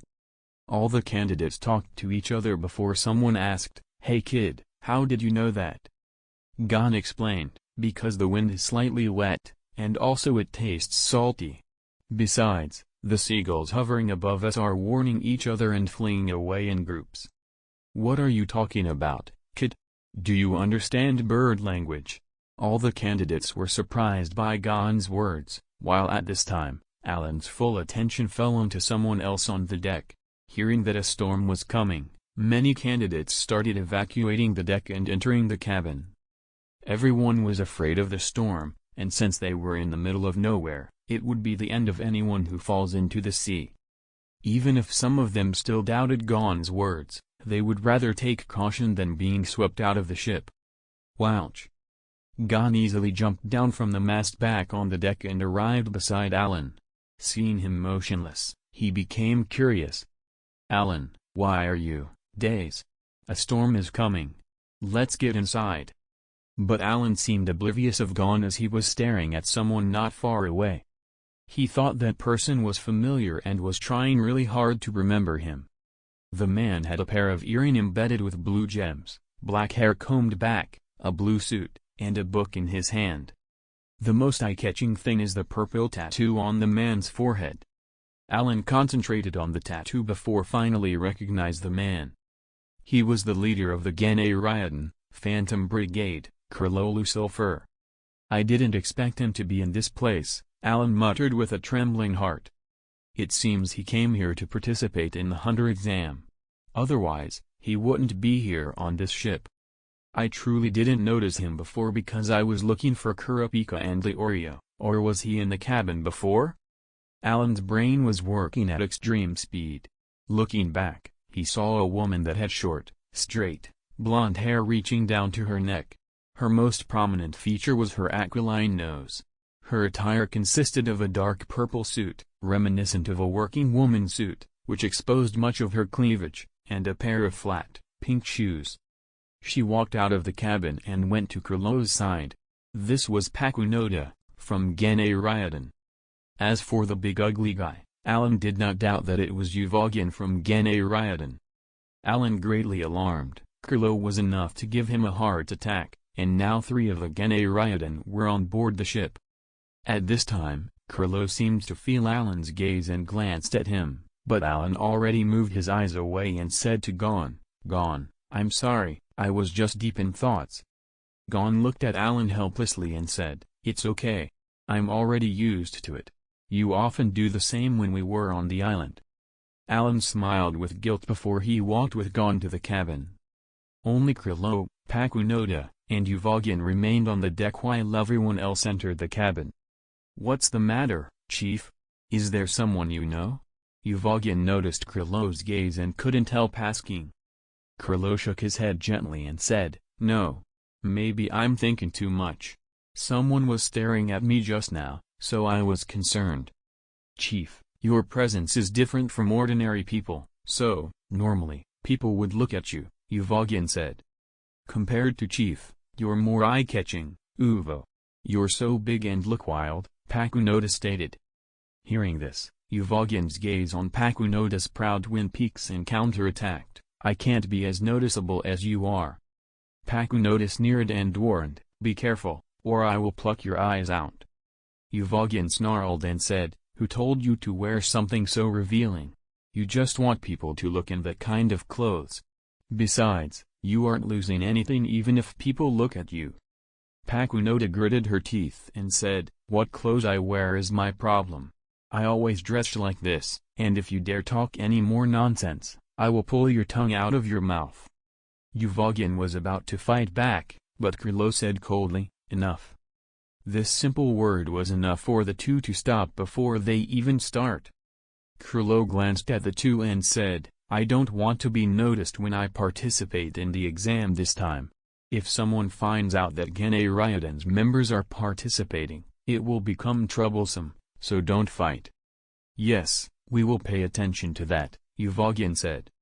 In the entire organization, only Krilo can make him obedient. At this time, Pakunoda asked, Chief, all those guys are inside the cabin, is there a storm coming? Krilo looked at the sea before he nodded. Yeah, that kid with similar hair to a hedgehog is right. A terrible storm is coming. At this time, the sea breeze started changing. The seagulls were already out of sight, and the originally blue sky darkened. The situation changed really fast. Further away from them, a thin line connected the sky to the sea, and if closely observed, anyone can tell that a tornado was forming. The clouds in the sky became darker as time passed. Thunder roared like an angry beast out of nowhere, which made most candidates in the cabin tremble in fear. The most frightening experience is encountering a storm in the middle of the sea. Krilo closed his book and said, Let's go into the cabin. Pakunoda and Uvogin silently followed behind him as they entered the cabin. There were 3 layers to the cabin, with each one holding up to 200 people. And more than 700 candidates were on the ship, which made it overloaded. What made this even more exaggerated is that other than this ship, there are dozens or hundreds of other ships filled with candidates as well. The number of candidates for this exam reached is in the tens of thousands or even more. And the people who had a chance to reach the first exam is less than 10% of all of those. After this nightmare of a test, more than 90% of the candidates will be eliminated. Boom. Thunder roared, and rain fell heavily on the ship. The sea started raging, making the ship sway from side to side as waves slapped from each side. The candidates were immediately struggling with seasickness, and others were unable to keep their balancing and fell. Only a few weren't affected by the storm. On the first floor of the cabin, the long hedgehog-haired Uvogin looked at the groaning candidates with a grin and sneered, What a bunch of weaklings. You dare participate in the exam, and you can't even withstand this. In contrast, Pakunoda and Krilo kept quiet. On the second floor, the same situation was occurring. All the candidates were whining, and only Gon and Allan weren't affected. After a storm this strong, only a few out of the 700 candidates were eligible to continue the exam. Only 5 candidates retained their consciousness and weren't affected by the storm. When Allan and Gon went out toward the deck, they passed by Krilo and the others walking out of the first floor. Allan already expected them to be alright after the storm, so he just glanced at them before retracting his gaze. He just accompanied Gon to the hunter exam to help him. He didn't want to deal with dangerous people like the Gane Ryodan. So he didn't say anything, but Gon didn't as usual, did the stupidest thing, and waved at them, You're all amazing. It seems that the storm didn't affect you at all. Allan almost facepalmed as he looked at Gon and shook his head. This kid doesn't know that those 3 are cold-blooded demons who killed without remorse. Fortunately, Krilo ignored Gon and went straight to the deck. Uvogin walked behind Krilo and unexpectedly said, I thought that except for the 3 of us, the others weakling on this ship wouldn't make it. I didn't expect 2 out of all the trash to be somewhat decent. Krilo calmly said, There are too many people participating, and 2 slightly stronger candidates are normal. Pakunoda said, That kid with green clothes was cute. I couldn't help responding to him just now. Allan directly reached the deck and waved to Gon not far away. What's the matter, Allan? Gon, listen closely, don't mess with them, okay? Allan reminded, which puzzled Gon, mess with them? No, I just said hello to them, but they just ignored me. Anyway, don't talk to them, Allan said seriously. He knew Gon's character very well. He was just too innocent for his own good. He also had the kind of personality that let him befriend people the same age and even much older than him. In case he befriended the Gane Ryodan, Gon would either be affected by them or become a dark Gon. If the person's heart was innocent, it could be tainted by darkness really quickly. Once Gon fall on the wrong path, he will become the real final boss in this world. Allan didn't want Gon going astray. He was his friend, after all. He didn't want him to go make friends with such dangerous people. And he did promise Mito to take care of Gon. So Allan was determined to prevent Gon from contacting the Gene Ryodan. At this time, the long-lost system's voice echoed in Roha's brain with two choices for him to choose from. Ding. Please make the following choices. 1. Prevent Gon from contacting the Gene Ryodan. Reward, Kenbun Shaku, Observation, Haki, Novice. 2. Help Gon contact the Gene Ryodan. Reward, Buso Shaku, Armament, Haki, Novice. Allan scratched his head as he was in front of a difficult choice. Whether it was armament or observation Haki, he loved both techniques. They were some of his favorite skills. But at this stage, Allan is more inclined to get observation Haki as it was more useful to him. His reason was very simple. Armament Haki was the ability to enhance both offensive and defensive physical attacks. That was all, and with Nen, he can use Ten, Shu, and Ken to get the same effect as armament Haki. But observation Haki was different. It enhances one's 5 senses greatly and detects threats as well as reads the enemy's movement. It was a great perception skill. Therefore, Allan immediately chose the first option, and even without the system, Allan would prevent Gon from contacting them anyway. Allan once again was in a daze, and Gon could only wait patiently as always. Gon looked at Allan and sighed. Allan is really a weird person. He was clearly talking to me, then he suddenly stops and become dazed. As Allan returned to his senses, he saw Gon looking at him with a helpless expression and smiled. "Ah, I'm sorry, Gon, I was lost in thoughts again." "It's okay. I'm already used to it." Gon looked at him as if nothing was strange about Allan anymore. Allan sighed helplessly.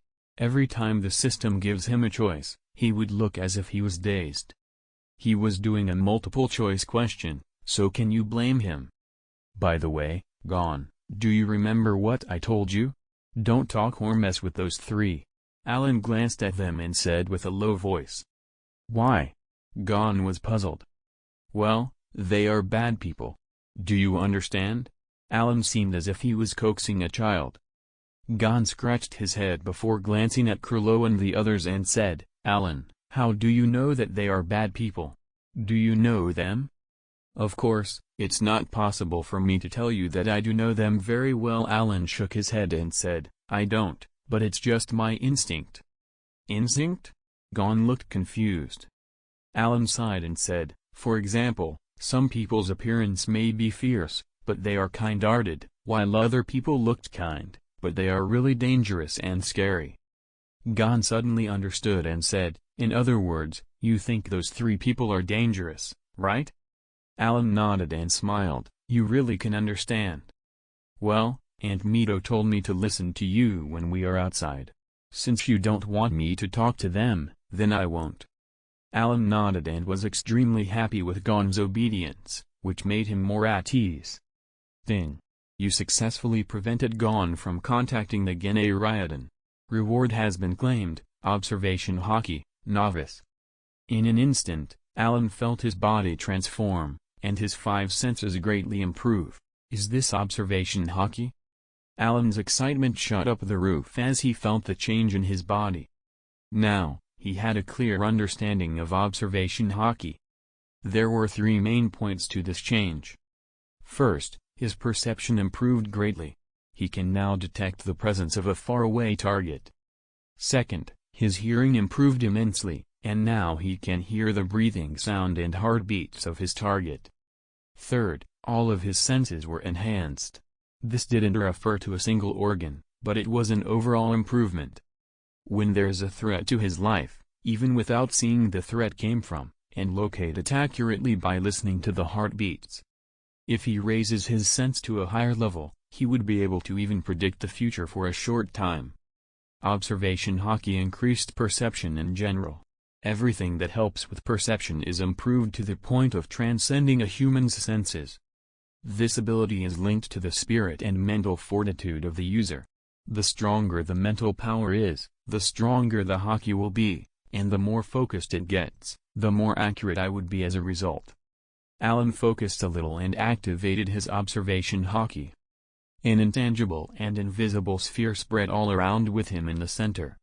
The observation hockey was similar to the advanced NEN application, N, but the difference is that observation hockey didn't use NEN, can't be detected, and also had a wider range. But now, Allan discovered that his observation hockey could only cover 10 meters radius, which he directly linked to it being at a novice level. Beyond those 10 meters, Allan couldn't feel anything. This is a bit embarrassing. Allan was embarrassed because his current N can reach a distance of 20 meters easily. In other words, his current observation hockey isn't as practical as his N. However, since the observation hockey doesn't use NEN, unlike N, he can keep it active at all times when he fights.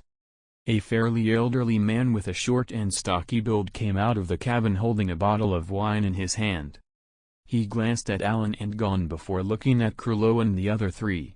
He took a mouthful of wine before saying, "Haha, it seems that only the 5 could handle the storm." He took the bottle once again into his mouth before saying again, "I'm the captain of the ship. You can call me Captain or Captain San. You guys now tell me your names." His words sounded like he was ordering them, which irritated Uvogin. "I don't care that you're the captain, why should I tell you my name?" The old man took another mouthful of wine before glancing at Uvogin like a drunk. He, what a grumpy guy. "If you don't want to tell me your name, then don't, but don't regret it later." He glanced away toward Allan and said, "You too, you don't need to answer, but like him, don't regret it later. This drunk is trying to scare us. Let me see what you can do," Uvogin said disapprovingly. If he didn't consider the exam and his chief's words about not causing trouble, he would have just thrown the old man into the sea to become shark's food. Krilo stared at the old man as if he was thinking about something, but he didn't state his name. Allan, on the other hand, was staring at the old man and already guessed his identity. He is probably a temporary examiner from the Hunter Association. But a temporary examiner is an examiner nonetheless. Whether they pass the test or not depends on his words. If he offends him now, he will be likely eliminated in the next exam, and that's why the old man warned Uvogin and said he would regret it. Thinking about this, Allan directly stepped forward and introduced himself. "Hello, Captain San, my name is Allan Yeager, just call me Allan." After he said this, he pointed at Gon and said, "This is my little brother, Gon." "Well, okay, I will remember you, Allan boy, and Gon boy." Compared to the violent Uvogin, the old man was satisfied with Allan's polite answer. Gon, on the other hand, heard Allan changing his name and looked at Allan with confusion and whispered, "Allan, isn't your full name Allan Nefertari? When did it change to Aaron Yeager? Which one is the real one?" "Idiot, both of them are made up," Allan thought, but he wouldn't dare say that. Instead, he leaned toward Gon's ear and whispered, "Gon, the world isn't a good place. People's hearts aren't always good. Of course, I can't use my real name in such a public place, especially my last name. That's why I made a pseudo-name for our safety." "Oh, I understand," Gon said as if he realized something and said, "Allan, you're really very reliable." Allan smiled with a guilty conscience and said, Really? Then you should always listen to my words." Gon nodded quickly and said, "Yes, can I also use a pseudo-name? For example Sharpay Gon." "Sharpay? Sharpay Gon?" Allan was taken aback. "Yeah, don't you think it sounds cool? Just like a foreign name," Gon said smugly. He felt that he was so smart now that he could think of such a name. Allan didn't speak as he looked at Gon blankly. He wasn't able to understand how Gon found a dog's breed as cool. It was a dog's breed, for God's sake. Seeing Gon still very proud of himself, Allan couldn't help ask him, "Where did you learn that name? Is there such a strange name in this world?" Gon shook his head and smiled, I don't know if there is such a surname, but the village chief had a Sharpay. I didn't expect it to go so well with my name." Allan was unable to complain, but in the end, he sternly said, "Gon, The name Sharpagon sounds like a stray dog's name. You can't use it as a pseudonym. Why? Gon was hit in the head by Allan. He shut up and looked at Allan. Then what pseudonym should I use? Allan patted him on the shoulder and said, just use your name, Gon. No, I want a pseudonym like Allan. Seeing Gon's stubbornness raising, Allan thought for a bit before he said, well, then how about Kakarot-gon? Kakarot-gon? Gon's eyes lit up as he nodded. That's a good name, slightly better than Sharpagon. Allan was speechless. Why is this guy so attached to the dog's breed? But now, he could finally sigh in relief. Fortunately, Allan watched a lot of animes, otherwise, he wouldn't be able to get such a pseudonym anytime soon. At this time, the old man shouted, Allan boy, Gon boy, what are you both mumbling about? Please answer my second question. Allan and Gon looked at the old man and said in unison, what is it? The old man once again took a mouthful of wine and said, why do you want to be hunters? What is your purpose? I will answer first. Gon happily raised his hand and said, I come to take the test, then go and find my father. So, your father is a hunter? Yeah. Gon nodded as stars appeared in his eyes. The old man looked at his eyes and thought, his eyes are so clear, but his path will be full of thorns. Then said to Gon sincerely, I hope you find your father soon. Thank you, Captain San. The old man looked at Allan and said, what about you, Allan boy? I have already said the reason. The old man was taken aback and asked, when did you say that? He shook the wine bottle and hiccuped. He isn't that drunk to forget about something just happened. Allan said, in the place where I grew up, my name has an extraordinary meaning. Jaeger is pronounced as Jaeger, Jaeger, and that means hunter in German. Aaron, Allan, means honor in German. Allan Jaeger means that I want to be an honorable hunter, which is a great hunter who is admired for his great achievement. That is my goal. Hearing this, the old man rubbed his beard thoughtfully before he said, that's really a great name. In contrast, Gon was stunned hearing this. Allan, I didn't think your goal was that grand. Gon felt that his purpose of becoming a hunter was too small compared to Allan. Allan patted Gon's shoulder and wanted so much to tell Gon that you're too naive, that the honorable hunter this is just BS. The old man looked at Allan and Gon before he cleared his throat and said, ahem. Now, I will announce that both of you have passed the test on the ship, and I will take you to the first test's location. Hey, we qualified. Gon was taken aback by the announcement. Allan smiled as he was right. The old man was an examiner, so he just explained to Gon, the hunter exam started the moment we boarded the ship. The storm was a test, and Captain San is the examiner of the test. He asked our names and reasons to become a hunter to give his report to the review committee to determine whether we are qualified to pass or not. Really, Allan? You're so smart. You discovered this from the start. Gon looked at his mysterious brother. Allan's mouth curved into a smile before he said, it's nothing. As long as you pay attention to details, you can make the same guess. At this moment, Uvogin, who was standing on the deck, called, hey, old fart, wait. The old man frowned and said with displeasure, young man, keep a clean mouth. You're only allowed to call me, Captain, understand? Who cares about you? Uvogin glanced at Allan and Gon and said, you just said that both of them are qualified. What about the three of us? The old man glanced at them, took another mouthful of the seemingly endless bottle of wine, and said, I'm sorry, the three of you are eliminated. What did you say? Uvogin was beyond angry. The old man explained, although the three of you successfully passed the storm and are quite strong, when I asked you something, you didn't put me in your eyes at all, and didn't give me your names. Especially you, the big guy. You even dared call me an old fart, and I hate disrespectful people the most. Therefore, the three of you are eliminated, and 90% of the blame is on you. So come again next year, and I hope you won't run into me again. Otherwise, you would have to take the exam the year after that. Bastard, you want to die. Yuvalgin's killing intent emerged out as he appeared just in front of the old man, grabbed his threateningly. "Old fart, I will give you a last chance. If you dare to eliminate the three of us, I will immediately throw you into the sea to become food for sharks." Not far, Gon's sense of justice overwhelmed him, and he almost rushed forward to help. Allan quickly put his hand on Gon and said, "Gon, don't be impulsive." "But, that big guy said he would throw Captain San into the sea. I can't just stay and watch." Gon was really anxious and worried about the old man. He turned to Allan and said, "Allan, you are right. Those people are really bad guys. They want to kill Captain San." Allan raised his head and glanced at the old man, who didn't seem to care about Yuvalgin's intimidation at all. It seemed like he already accepted his death long ago.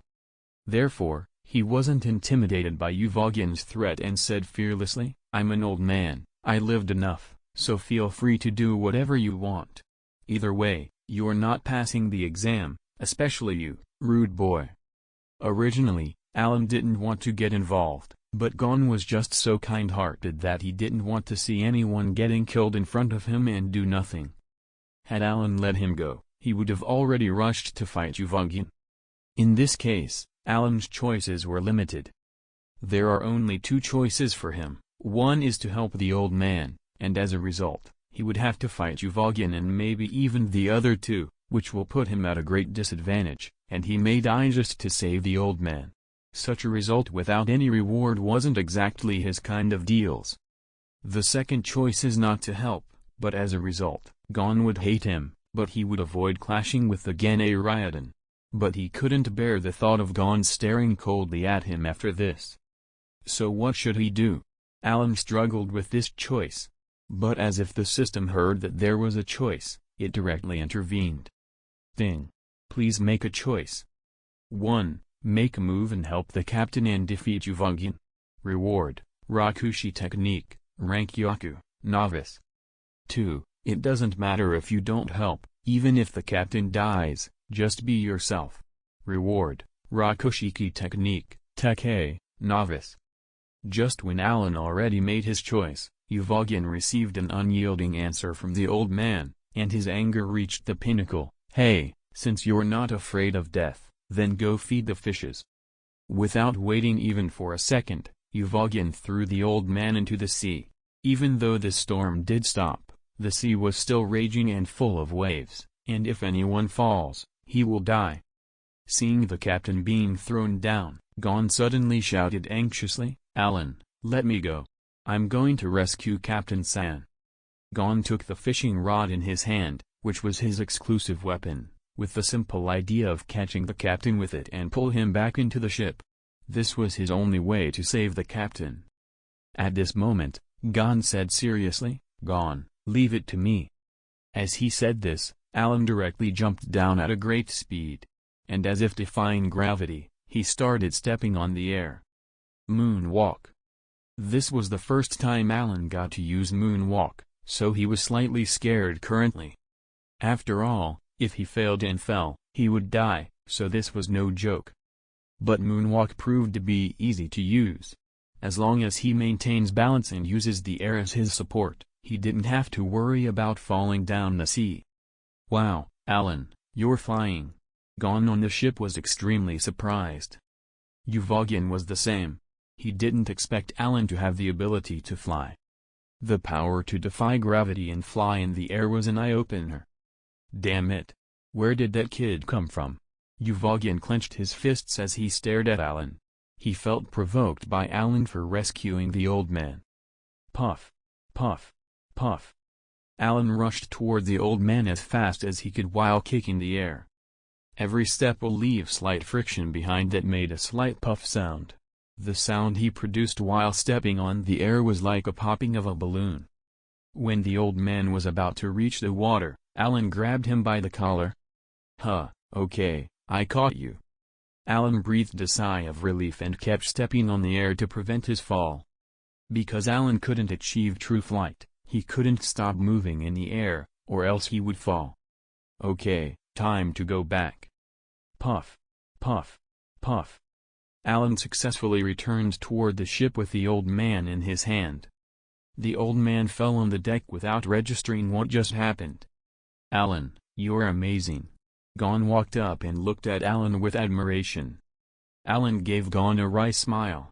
He didn't realize how incredible it was to walk on air until he stepped back on the ship. The old man stood up and said, "Allan, I owe you my life. If there is anything I can help you with in the future, just tell me, and I will definitively help you even if I die."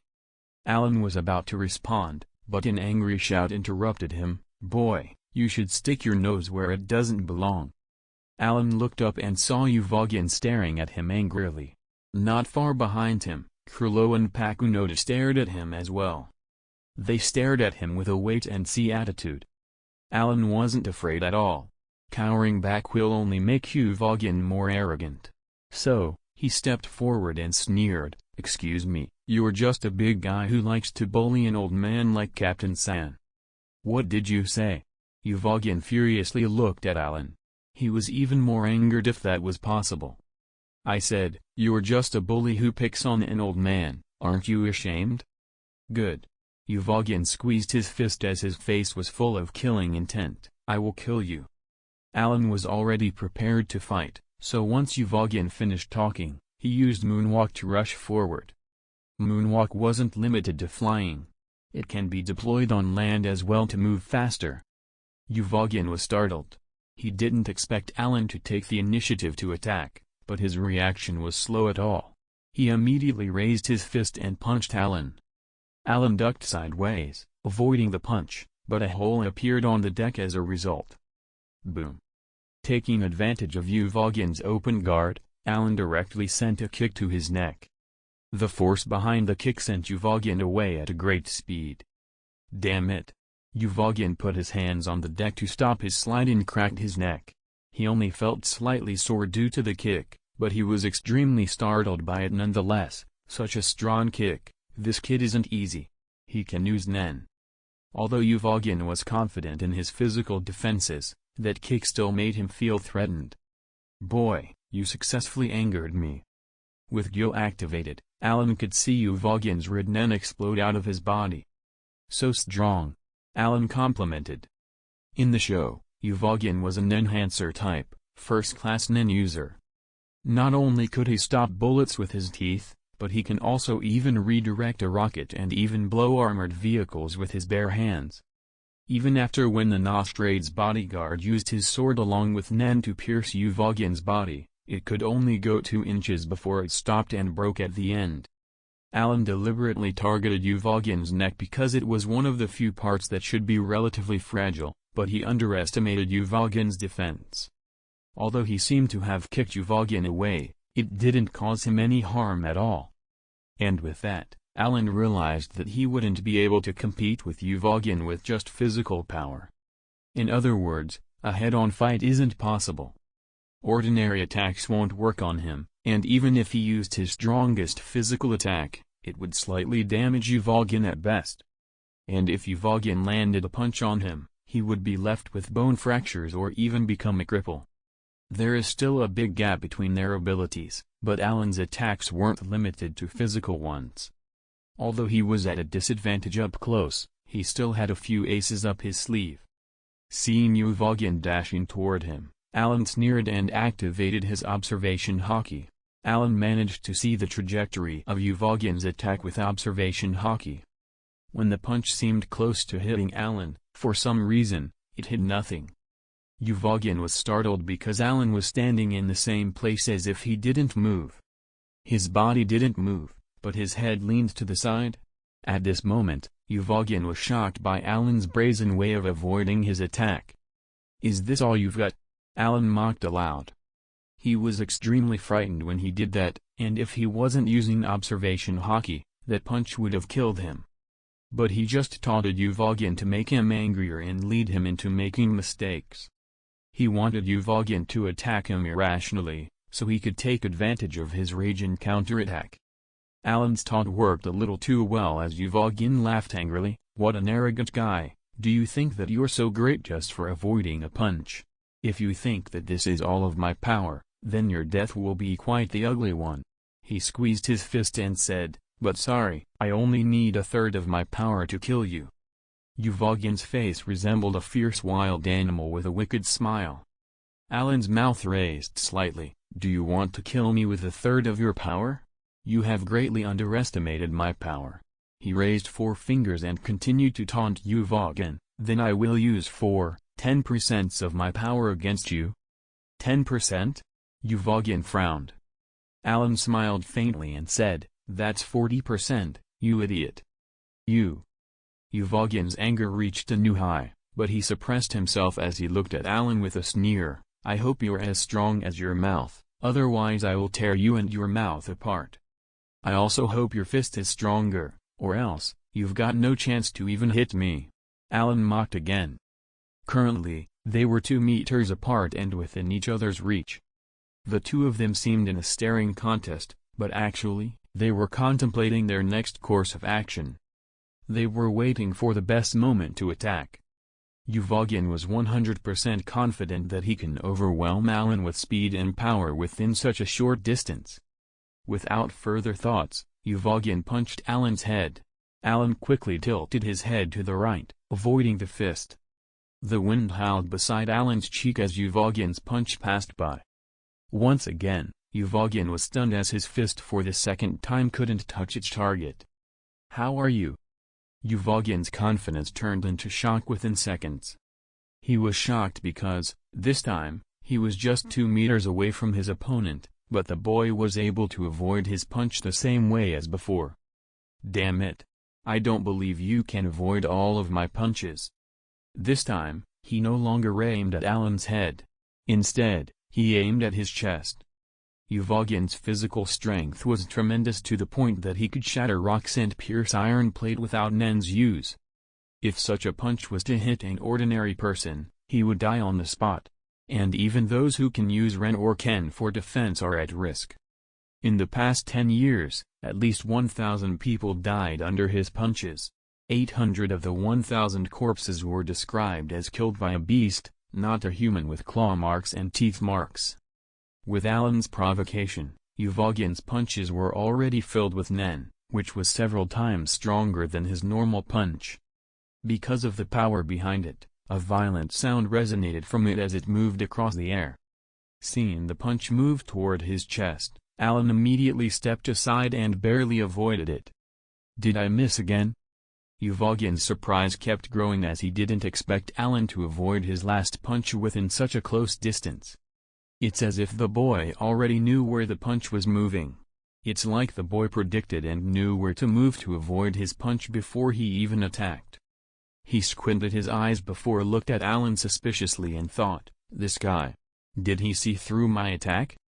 In order to verify his guess, Yuvagin punched again and again like a raging storm. With the help from his observation hockey, Allan avoided each punch without much effort. Or that's what it looked like, but in fact, Allan needed to concentrate really hard to avoid Yuvagin's flurry of attacks as his observation hockey was only at the novice level. If his observation hockey was of a higher level, he wouldn't need to concentrate as much, and he would be able to counterattack without much problem. Although Allan seemed calm, he was very focused as he was facing someone so strong. He didn't dare to get careless even for a second, or else he would die. Kurlo was watching the fight without any change in expression at first, but as Allan kept on avoiding Yuvagin's attacks, a faint light appeared in his eyes. It's not easy. That guy is avoiding Yuvagin's attacks with the smallest amount of movement possible. Pakunoda heard this and became curious. Chief, is that guy predicting Yuvagin's attacks? Kurlo nodded and said, not just that, he is trying to consume Yuvagin's power while dodging his attacks with the smallest movement and not counterattacking. But that's not a sign of weakness or fear. He is trying to save his energy and stay on standby, waiting for the right moment to counterattack. He is really a calm-headed guy. In contrast, Yuvagin's attacks are wide and full of openings. Each punch was simple and used wide movement, which consumes several times more energy than his opponent. Over time, even if Yuvagin had the advantage when it comes to Nen, once he gets tired, the gap between them will narrow, and maybe that guy can even overpower him. Hearing Kurlo's analyses, Pakunoda was a little bit surprised. I didn't expect Uvogin to encounter this kind of opponent. He isn't good at dealing with such strategic enemies. Do I need to go there and help?